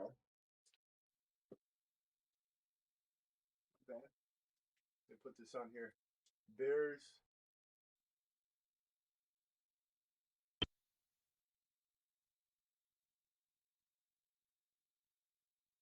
That's a good pick. I wouldn't overthink this one, Buffalo. don't think that pick is like crazy to where we're like, oh, you got away with it again, though. You know what I mean? So that's the good thing. If anybody's like, no, but good. Yeah, he was expected to go anywhere from like 15 to the end of the draft. So yeah. I mean, So end of the first. I mean, a good pick, nothing where it's like, oh my god, that's the best pick in the like. It's not. If I'm looking Houston at this, has traded up to the Buffalo spot. Buffalo's so stupid with their trade downs. They did it last year. Like Hammer and I are sitting here going, you got Omar Cooper Jr. And now you're going to trade down like you did when you took Keon Coleman. You idiots. It's so hard to be a Buffalo fan. You wonder, Houston should be going one of these two linemen, Lomu or Pregnon, they need to protect Stroud. Those that know me well know that I'm more of a Bills fan than I am a Cardinal fan. I just want Josh Allen to have a fighting chance. That's all I want. Yeah, I'm more of a Bills fan than I'm a Cardinal fan. For those that know me well, and I literally been enduring this. Did they actually trade down? Yeah, they traded with Houston, right? Yeah, Houston's on the clock. So they traded Texans. Yeah, Texans get 26 and 91. Bills get 28, 69, and 167. Mm-hmm. So they swapped seconds and thirds, and then gave the Bills an extra pick. Hopefully Amari's still there. The Bills didn't love anyone. So that's Bears again. The Niners could take a receiver. The Texans could take a receiver. Yep. We're not out of the woods yet, but Buffalo could still land Omar, and they might be so inept that they don't even take him. It's hard to say. Denzel Boston could be. Texans would be nuts, though. They took 2 receivers last year. Oh, I mean, yeah, you walk out of this as Billy Bean, and if he screws this up, I mean that's. Yeah. Yeah, Omar Cooper Jr. could be a San Francisco 49er, and then we're sitting here just punching the screen. In that system, whoa. And that's not even that. It's good long-term, maybe, but it's not even like great short-term because you've got a lot of wide receivers. It's just crowded. It's just, yeah. And Shanahan's not shoving Omar Cooper Jr. onto the stage in week 1. It's not happening. So you're anybody that thinks that's a good place for Omar Cooper to go, like, Niner fans that will obviously want him, but it's not a great spot right now. You guys might disagree, but I can't even say for sure that he's better than Pearsall, especially right away. Niners are trying to yeah. trade pick 27. I don't know if they're trying to trade down or up. Bears, who lost draft 25. Okay. I think I'm going to turn off. I got this stupid draft in my ear this whole time, and I'm like, why am I doing it? None of it's helping me. It's all 20 minutes behind. Like, what I am I muted doing? it. Yeah. Why am I even listening to it? I was going to ask, where are you guys getting your updates? Because like Twitter or it's not X. Sleeper, is it? Yeah, it's all on X, bro. It's all on X. That's the one platform I don't have. Okay. Diana Rossini's. I'm getting all the information through her podcast on my ear. Freelance. we freelanced her for the show. It's Pretty called good about that, man. Yeah, it's called the. Got the headlines. It's called Rossini Roulette. Rush Hour with Rossini. Yeah, Rossini Roulette. All right. Let's see here. We got no update here. Just more of the how do you say his name? Thieneman? Thieneman.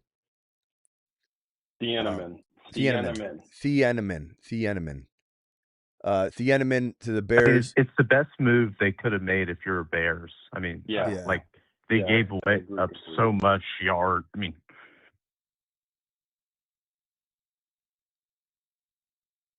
I'm so shocked the Dolphins didn't take a receiver. Texans have selected offensive lineman. Kenyon Rutledge. I forgot about him. Yeah, why is he still on the board? Good. Yeah, it's a good pick. Yeah, I was thinking he was gone. Jeez. I wonder if that's ever happened. Stuck around. Wow. Entire, like NFL forget somebody's there, and like somebody just because it happens in fantasy sometimes. Dolphins trade up to the 27 pick with San Fran. They got to be going for a. They're getting Omar Cooper. Unless they're going line again, they're going to go for a wide receiver. I don't think Cooper's bad to them. Do you? What was the trade? Niners trade with who? Dolphins. Dolphins moved up to 27 from 30. Okay, so move these around here. So that does feel like Omar Cooper Jr., which is fantastic. So you get an offensive lineman. I like it. Man, Dolphins looking good. They're definitely building strong here. You get Proctor, who's 6'7" monster blocking for Achane. And then you come swinging in here. Fantasy, I didn't like it for me. Yeah, it's a great pick. I just didn't like it for my situation. I can't right now. Great pick. Do you have him, Hammer? You have? No, Cooper? I have Washington. Husseini has Cooper. Oh. Okay, so yeah. we're probably looking at trade Willis. Summary. Man, Willis is gonna have a good year. People that have Willis are gonna. So they flip all these Willis doubters. Flip first rounders, and then Dolphins get 138. 49ers get 90. So the 49ers moved up into another third rounder. All these doubters, bro, of Willis are gonna be apologizing. Willis is good, man. Willis is a good quarterback. You give him Achane, Proctor, now you give him Omar Cooper if they end up taking him, which I think they're going to. It seems logical. Cooper's such a good, solid guy he's fundamentally sound, and he's a good player for that system to build with. Yeah. Buffalo, God, dude.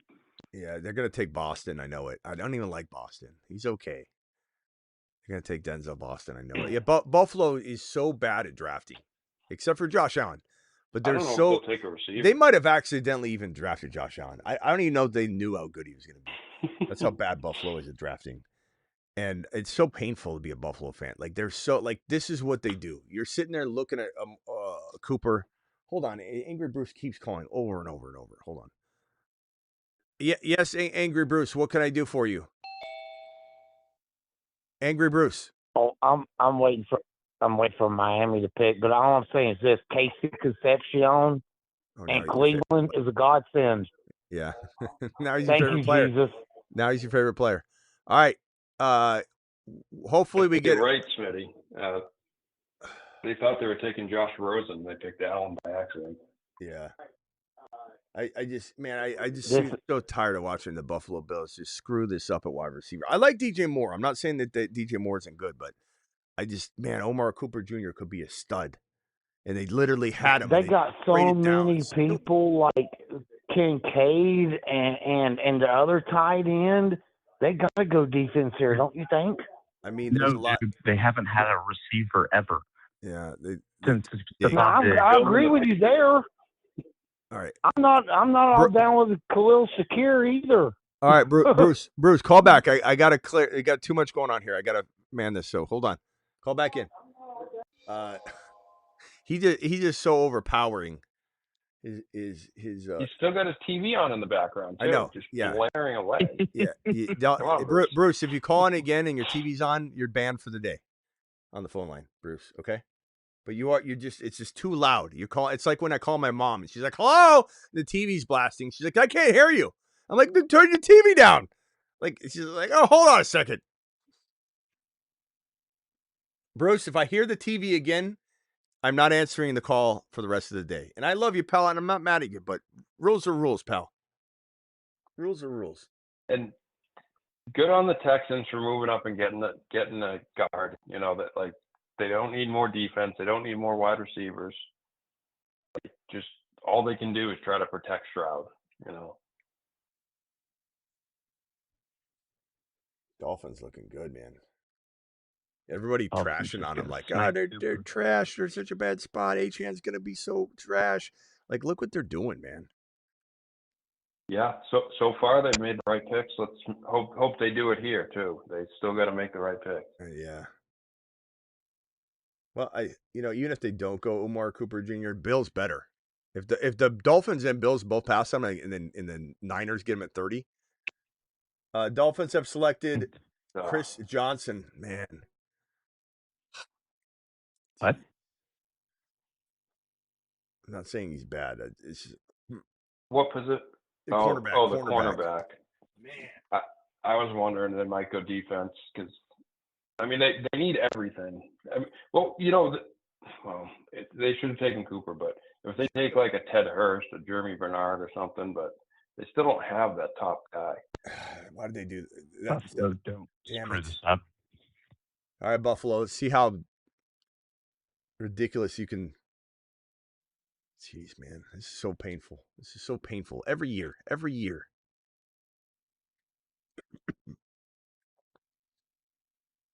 Give Josh Allen some magic. Just a little bit of magic. A little bit of Omar Cooper Jr. Do it live. That's all we ask. We don't ask for much. It really is amazing how the Bills and the Patriots just never get They it just right. don't know what they're doing. Wide receivers. Especially now because they both have, good quarterbacks.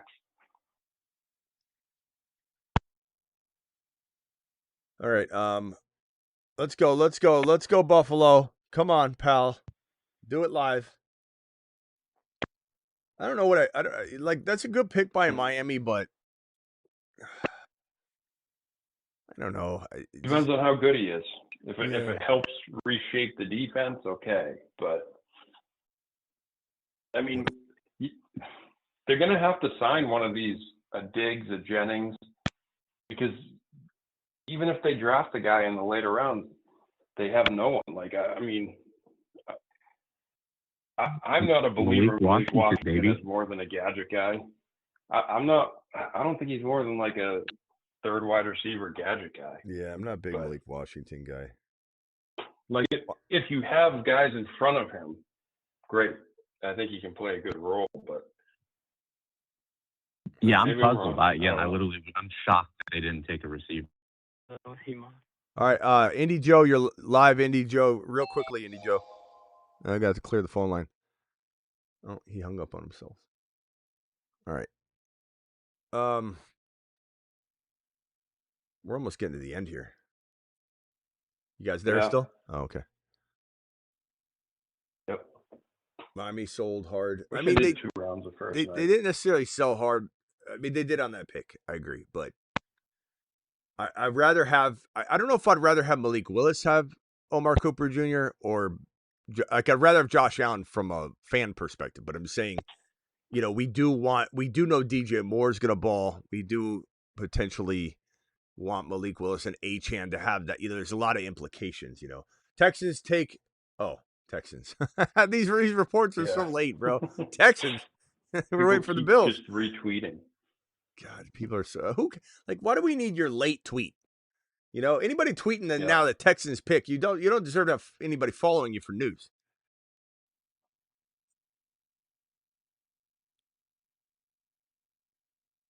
At 27, Dolphins select Chris Johnson. Very late. Nice job. Come on, Rappaport.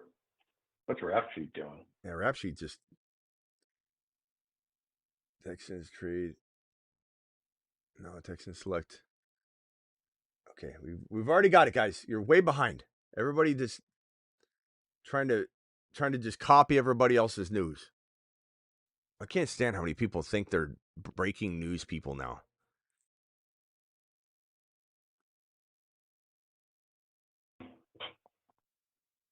I think the Patriots wanted that either Blake Miller or the Ian guy that the Steelers took, and they both went. So Patriots have traded up to the 28 pick. Oh baby. Oh baby.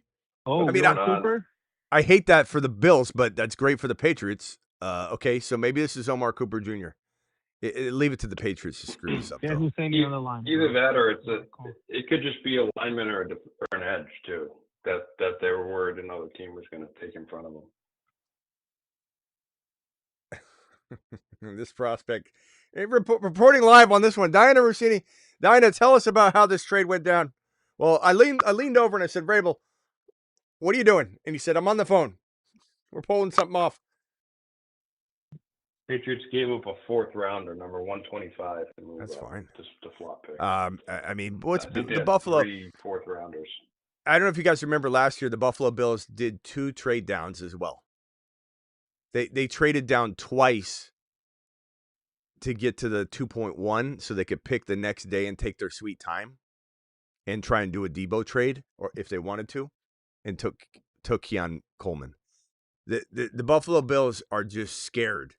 They don't know how to draft. I'm convinced this is moronic to continue to move downstream and accumulating stupid picks that may not even make the roster, and you're avoiding, pick up some undrafted free agents.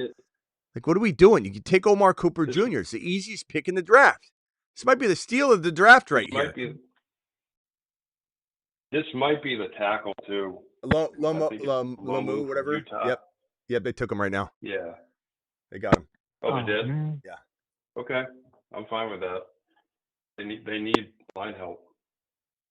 Lomu, how do you say it, Lomu? I think it's Lomu. Caleb Lomu. Is that the guy from A&M? Or no? I think it's Utah, I think. I'll double check. Okay. Yep, Lomu. All right. I mean, he was one of the last. Him and Pregnon. Pregnon's a guard, though. Maybe Hammer and I will be still excited at 31. We'll see.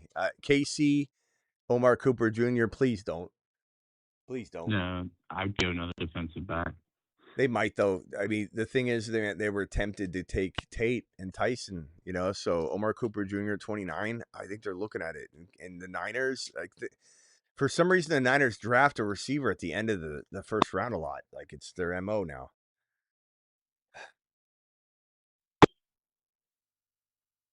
And I don't want any Niner fans out there to think, oh, we got, like, you're gonna ruin them.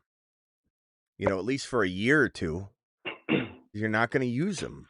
And this Lomu pick, you wonder, he started all 12 games at left tackle last year. So is this, if Campbell can't get it down, do they move him? They might. That might be it at least gives them that option. Yeah, this is good for Hendy, bro. Hendy just went up in value. Hendy, it helps a lot. They was getting the crap kicked out of him. We like that. We're all about that, pal. Do it live. 29 overall. Who are the Kansas City Chiefs going to take? Then the Niners are on the clock. 29 pick is in. Chiefs have selected Peter Woods. Peter Woods, D tackle. Okay. That's pretty good. So I bet that's why the Patriots moved up ahead of it, because the Chiefs could have taken a tackle. Good pick. Good pick by the Chiefs. Okay. Hammer, what are the odds the Bills, Omar Cooper falls to the Bills and they still, not right now, Angry Bruce. I can't, it's just too loud. Your TV's been on. I told you not to have the TV on and you still call back with the TV on. So not right now. It's too loud. We're trying to get in a groove here. Appreciate you though. I'm not mad at you. Niners end up taking Omar. That would suck. If they don't, what are the odds the Buffalo Bills trade down to the 2.1 again? Trade another trade down. And what are the odds that they pass on Omar Cooper Jr. when they've had him 3 times now? I'm just very perplexed as to what they're doing. And yeah, I mean, the only thing would be Gerard McCoy, and I guess you get a corner because their defense hasn't been all that great, Buffalo. But I don't know, dude. It's ridiculous, tired of Josh bro. Allen not having any help. It's ridiculous. Niners, what are they doing? What are they doing? McCoy's going to be really interesting to see where McCoy goes because of the knee. Because he's a stud, but he had that. Yeah. What do they call it? When you talk about the plug with the meniscus or whatever it is. Smitty, you've talked about it. The what? It was bad. He had a great pro day. And they're saying there's a chance he might have to have that fixed again. So if it didn't take, so I think What are you talking about? What are you talking about?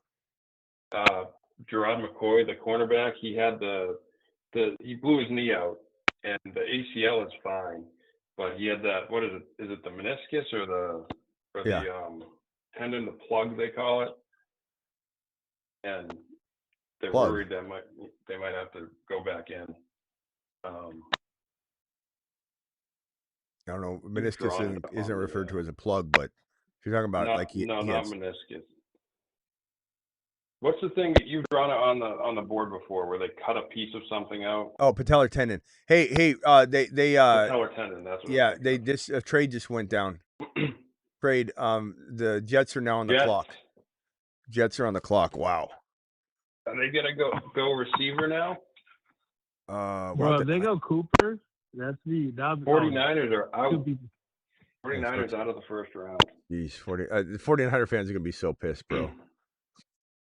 You imagine waiting this whole draft? Oh my Jets God! Walking away with Sadiq and Omar Cooper, bro. Wow. I know that'd be so upsetting. Like, can you imagine though? Can you imagine waiting the whole day if you were at the draft, you're a 49er fan and they trade out? You'd be so pissed, bro. You'd be so mad. Oh, bro. They'll probably say there was no one good left. Hey guys, this is a big boy right here. I think Husseini should be pleased. Peter Woods. I honestly didn't know a ton about him, but I've been looking at him for the last 4 minutes and looking up some clips. Guy's a monster. So I think that was a good pick, just from the little research I'm doing. Yeah, to put him alongside Chris Jones. Poor Niner fans, man. Oh, bro. Blackbeard, where you at? Poor guy. Awesome, he says. Awesome. Let me see what my Niner buddies. Low key. All to get a fourth rounder is all they got back. A fourth or fifth rounder. Like, just make the pick.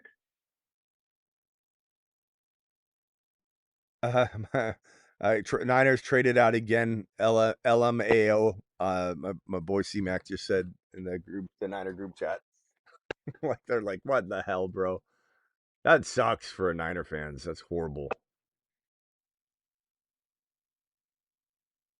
I just don't get making that trade for, like, what's the point of getting another fourth or fifth round pick? Those are shots in the dark.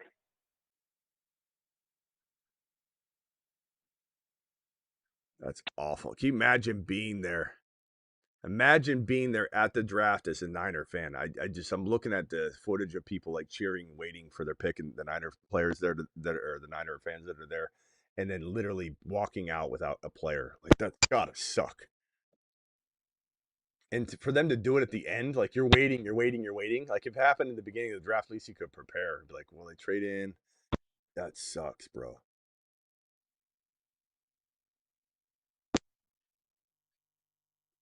Tate the truth. Omar Cooper to the Jets. Jeez, man. Oh my God. They're loading up. Any respect for you, Buffalo, you morons. I hate saying this, but I give the Jets credit. They're going to have they made some moves. QB. Yeah. And they have all their picks in for next year on the QB. I hope if the Buffalo Bill room is pissed off right now, I hope I could see footage of that, because that really pisses me off. Morons. Get so tired of this. Is wild. Year after year after year.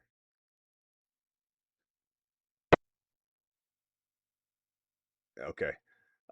So Omar Cooper Jr. unfortunately is not going to do much. Sorry, guys.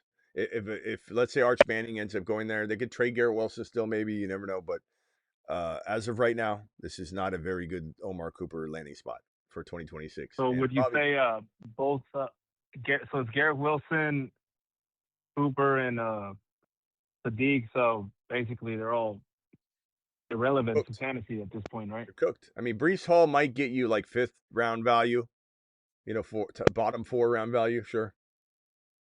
That's it. Don't touch anything else. Yeah, you just have to have a quarterback. Yep. I like Sadiq. No, I agree with you. I like Sadiq long term because what if Arch Manning's there? But you can't expect. I mean, they got their offense, but they got they don't have their offense. I mean, they got their weapons. Sorry, they got the weapons. weapons. Sorry, they got the weapons for the offense, but they have no offense. Right. So it's like having the best tires. Welcome to Las Vegas 2.0. Yeah, that's true. So it's gonna be that bad for sure. Per NFL Network, the Steelers were on the phone with Mekhi Lemon at 21, and the Eagles traded up to grab him. Yeah. Such a dog, Howie. Just one step ahead. Howie said, "Not on my watch." Sorry about that. Lemon gets the call waiting in. Hold on, I got another call. Yeah, so I'm gonna do a skit on that where Lemon's gonna be like, "What's going on, Steelers? What's up, Con? We're gonna take you right now. Hold on, I got call waiting. What's going up? Who's this?" Jalen Hurts. What's up, Howie? Looked at this guy like, what is this? What's up, Howie? I'm on hold with the Pittsburgh Steelers. I'm on the phone with Con. You want to take me? Hold on. Hey, Con. I'm heading over to. Where am I going again? What state is that in? Oh boy. Have the Bills picked yet? What the hell are we doing here? No, they're up now. Yeah, they took the Pats pick.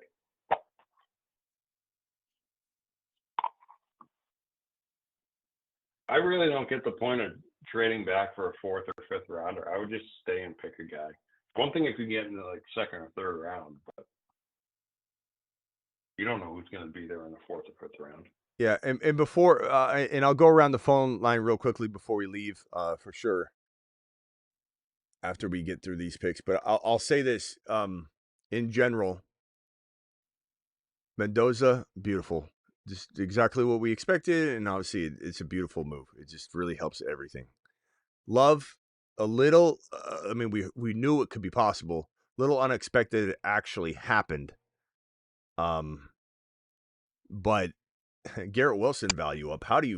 John? How in the hell is Garrett Wilson's value up? What in the hell are you talking about? Anyway, Jeremiah Love, very, very, very solid landing spot. It is not bad. Could it be better? Maybe, but again, Gibbs, could it be better? Maybe, but Gibbs was supposed to be, could it be better? Maybe, and it was beautiful. And the same thing with Buka. Buka's in the best spot he could possibly be in, and it was like a cloudy.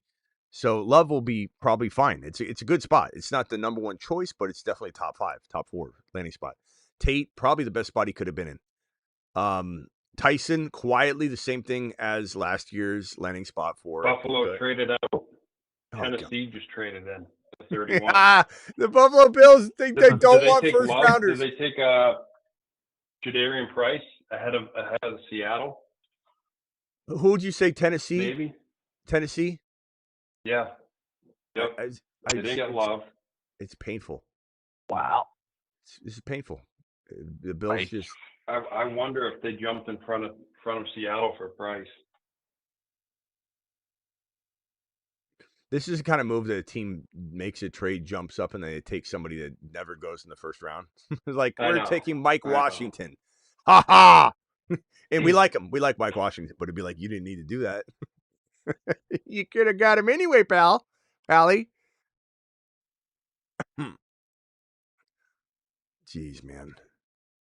Okay, so back to what I was saying real quickly, just to make sure I don't have an update on that. So again, going around the impact, Tate, great spot. Tyson, it's a great spot. It just might be Buka and Gibbs when they landed. At the moment, people thought it was crowded, not good. This is an alpha, and he's got a guy in Shuck that's going to be playing probably from behind a lot, and they're thrown in the 3rd and 4th quarter. It's just a great environment for Tyson. And if anybody's going to survive the Olave Tyson battle, it would be or the Olave and player battle. And then real quickly, Proctor, great pick here. Proctor, protecting Achane, protecting Willis, or parting the seas for Achane. And then what did you say, Travis? Tennessee took Kedrick Falk, the edge who fell, so they didn't go for Price. Okay. Falk. I mean, he was potential top 20 pick. So yeah, not bad. Price to Seattle still alive? It's still alive. Do I think it's gonna happen? I don't know. I'm kind of wondering. I almost feel like the I'm buzz not on sure RB. they only have 4 picks. Yeah, and the buzzer on RB is not right now. But we'll see. Anyway, then we go over here. Sadiq to the Jets is horrible. It's horrible for Omar Cooper Jr. and Sadiq landing on the Jets. For whoever said John said Garrett Wilson value go up. He just got handed 2 more volume consumers in Sadiq and Omar, and there's no quarterback. So I don't know what in the hell anybody would want anything to do with any jet receivers or pass catchers. Let's see here. Lemon to the Eagles is great for football. It's just not. It's not the spot you would want Lemon and all these Devontae Smith owner believers out there. Which I love Devontae Smith. I just don't love him at the valuation people were vaulting him to. When we're literally saying they might, if they're trading AJB, they're going to replace AJB. What are you guys thinking? You think they're just going to leave the wide receiver room vacant? And you might say, oh, well, they're bringing in Wicks and Hollywood, but those weren't necessarily big enough names. They're preparing, but now look, Lemon's there. So Devontae Smith's value doesn't go up anymore. But it doesn't necessarily mean Smith's not the one. And Lemon, I don't know, is Hurts the right quarterback for Lemon? Maybe, maybe not. Like, I don't know. We'll see. It's a good football move, but it doesn't mean that Lemon's going to the moon. This is not the kind of environment. Look at AJB and Devontae Smith cannibalizing each other, year in and year out. So what makes anybody think it's going to change? Casey Concepcion in Cleveland's probably better than Lemon for the long term anyway. And then Omar Cooper Jr., that's a spot to fail. That sucks. I mean, that's breaking down the first round. I'll do videos on this tonight and we'll drop it, but I might even do live streams and just kind of go live and then close it. If anything, I'd say honestly, Garrett Wilson might have taken the biggest hit in this entire draft. Yeah, probably. I mean, John, I'm not sure if he's startable. John, buckle up. Garrett Wilson got kicked in the sack hard. Garrett Wilson stock up. Come on, John. Really? Titans. Okay. See it that way. Stock goes up. Is John calling into the show? No, I don't know if is that Purple John? John, is that you, Purple John? Ray gifting 5 memberships. John, are you Purple John? You need to buckle up. I think so, because both of them were asking about Algier trade last night. Yeah, John, are you Purple John? Imagine being a Niner fan or a Bills fan tonight. You're so disappointed in your team. Oh. Does ADP on the underdog after the first round, or is it after the first the whole? Jadarian Price. Update. Hold on one second. Jadarian Price goes to there Seattle. It is. Woo! Damn it! Woo! Woo, doggy. I mean, that gives us a lot to talk about. I'll tell you that. Ends the draft on a real predictable and high note. Jadarian Price going to the Seattle Seahawks. There you go. That might be your 1.3, 1.4. What, Travis? Is he 2 or 3? I don't know. But there is also going to be some concern and cautionary tales being told because he walks in with little volume. It's enough volume to not run away from like Antonio Gibson, as we've talked about in the past. But it's still concern enough to be like, okay, Jacobs did it. Is he going to be able to do it? What Jacobs did without a lot of heavy volume. It's hard. It's kind of like a person going out with an axe and chopping wood. If someone that never done it, their hands will not hold up. They're not tuned for it. You get blisters the next day. Your arms won't work. You'll have your hands bleeding, and the calluses will get ripped. You only have calluses. You'll just rip the skin off if you're out axing wood for like 5 hours straight. So to throw a running back that isn't getting massive volume into a massive volume scenario, they just aren't built for it yet. But I would say that his involvement in the return game, being on the field a little more than the average player that's in his position of having low volume and low resume playing, given that he played behind Jeremiah Love. So if anybody doesn't know, the reason he doesn't have volume isn't his fault. he was the second running back on the roster playing behind Jeremiah Love. But he was super efficient, super good, really, really solid player. And it's going to be an interesting freaking breakdown. So that was the 30. That was the last pick, right? Yeah. Okay. Yep. They didn't have to do a thing. And Seattle just sat back and let it happen. I mean, Wow. everybody just let that. Wow. That's a great pick. But here's Jadarian Price's profile. So he was very, very efficient. 674 yards, 11 touchdowns on the ground, 2 receiving touchdowns, 6 for 87, 209, 5'11". He's definitely built well. Good low center of gravity, good contact balance. He's fantastic. There's just a little bit of, what happens when Charbonnet comes back. They like Halani a lot. This team could fall apart a little bit. But it's certainly a very, very amazing landing spot to a degree. And there's going to be a lot of conversation around people quietly, I'm going to go bold. And that's fine. It's a fine move to make. I'm going to go bold and call Jadarian Price as my sleeper rookie 3 or 4 overall. But that's going to be what any common person that's trying to get ahead of the curve is going to be thinking. So, a lot of conversation around that. That's fantastic. Hammer, any final thoughts on the draft? No, I appreciate it. I'm pretty aggravated, but it's kind of blown away actually. But no, thank you. Yeah, I don't know what's in store for me tonight. I may or may not come back for breakdown videos. I'm not sure because it's a long stream. How long has it been? 3 hours and 40 minutes. We normally go live in about 55 minutes from now anyway. So it's not like I'm going to take a 50-minute break and come back. So I don't know if I'm going to be back tonight. I might create some videos and drop them for the morning. Just trickle a bunch of videos out tomorrow on each one of these players and their impact. So I think that's probably what we'll end up doing. I also could do a live stream with them. I'm not sure on some of them. So, all right, Hammer, appreciate you, my boy. Yes, sir. Thank you. All right. Ray G dropping a $25 super chat. Ray G, I'm sorry I didn't see this till now. Ray G, you still here? Ray G says, I'm in a 10-team draft. My first 5 picks were CeeDee Lamb, Love, AJB, Bucky, and Evans. Ray G, you still here? Skateboards is a big winner tonight. Scattaboo definitely won. Some people call him skateboards, by the way. He definitely won. And Price getting taken at the end there was also a nice, additional piece to solidify that. The only player, and he's probably the best player left to reign on the parade would be Jonah Coleman. But so we'll see what happens with Jonah Coleman tomorrow.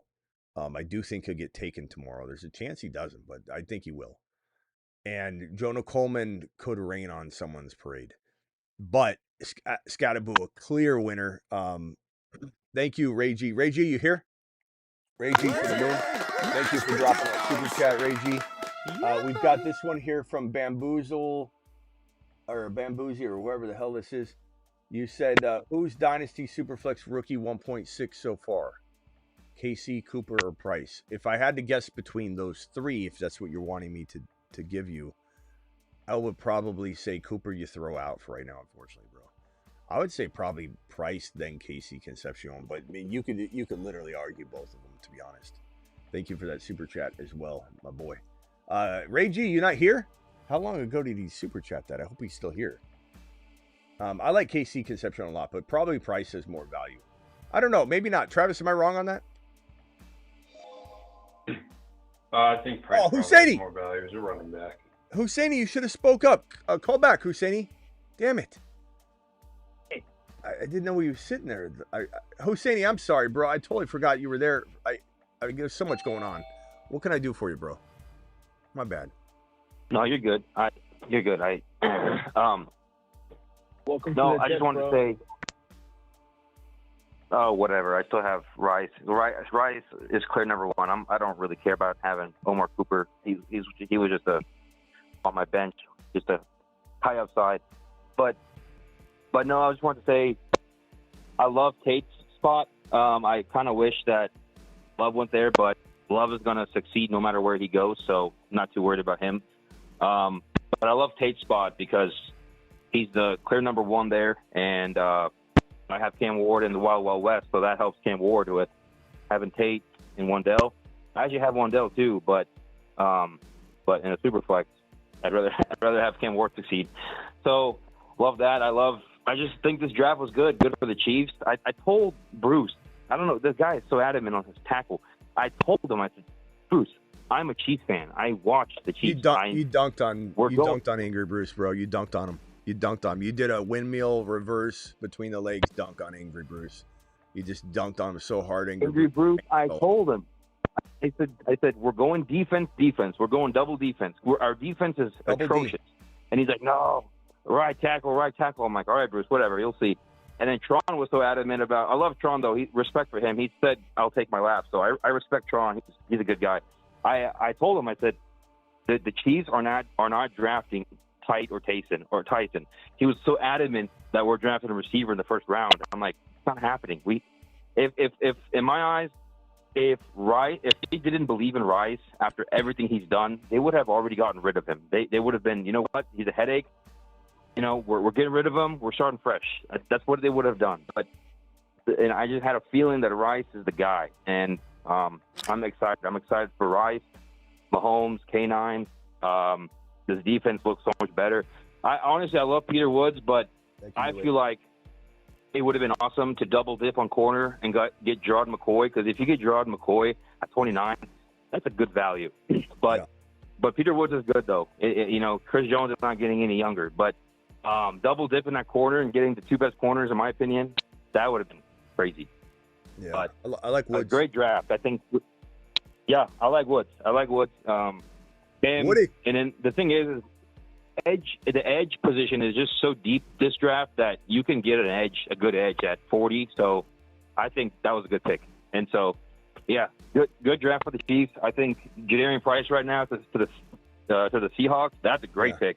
That just pretty much got their backfield improved by a bunch. Him and Emmanuel Wilson, and even Charbonnet when he comes back. I mean, I don't know about Charbonnet now, but Jadarian Price and Emmanuel Wilson, that is a good duo. And I think the loser of this draft. Go ahead, Smitty. Sorry. I was going to say, Bruce, are you going to admit that Husseini did dunk on you though?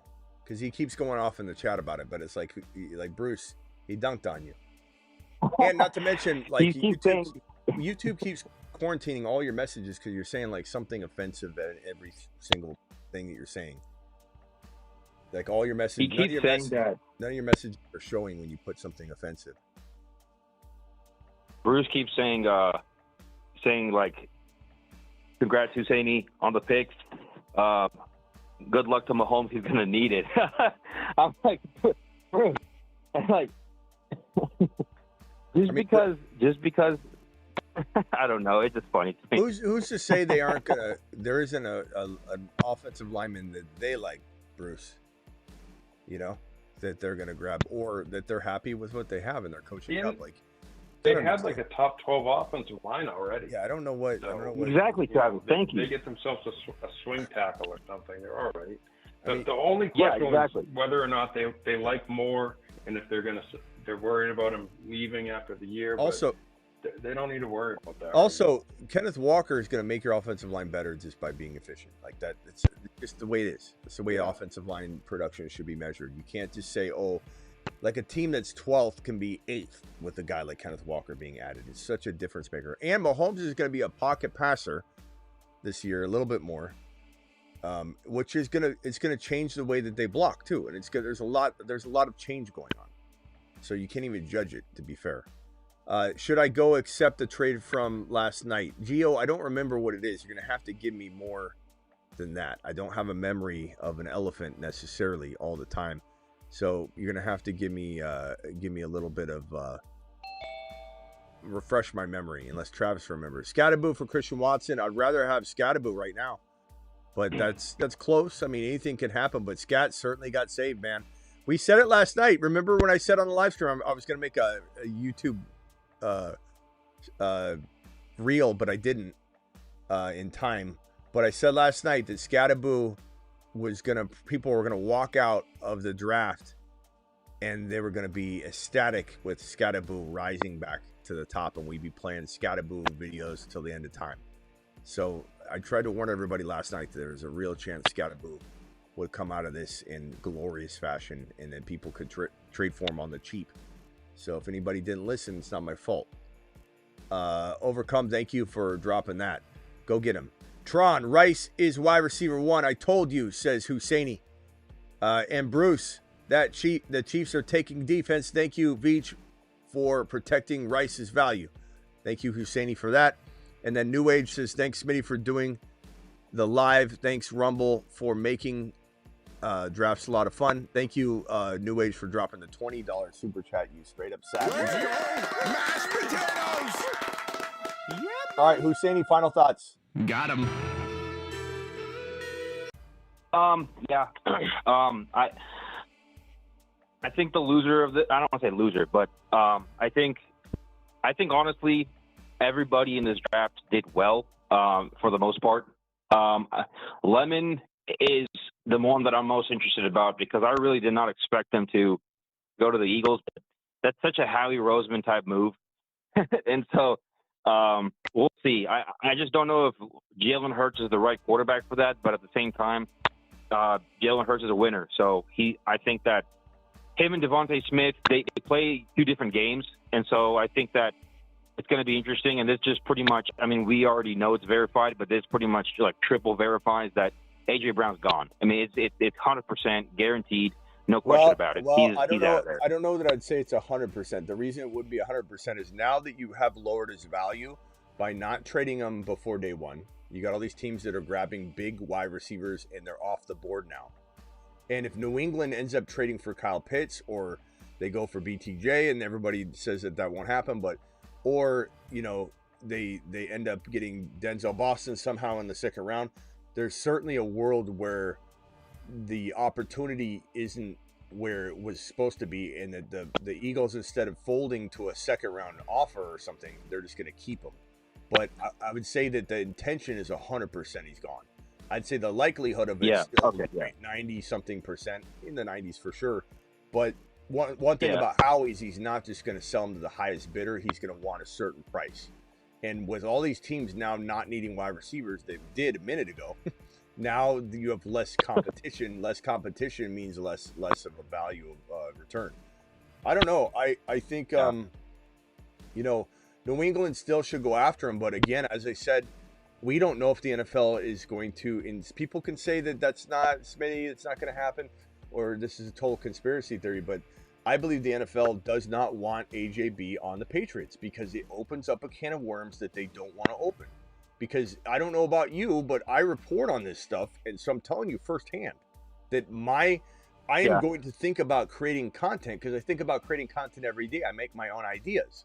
I would sit here and say, if AJ Brown's not in New England, there's not that much to really say anymore. This thing could go away.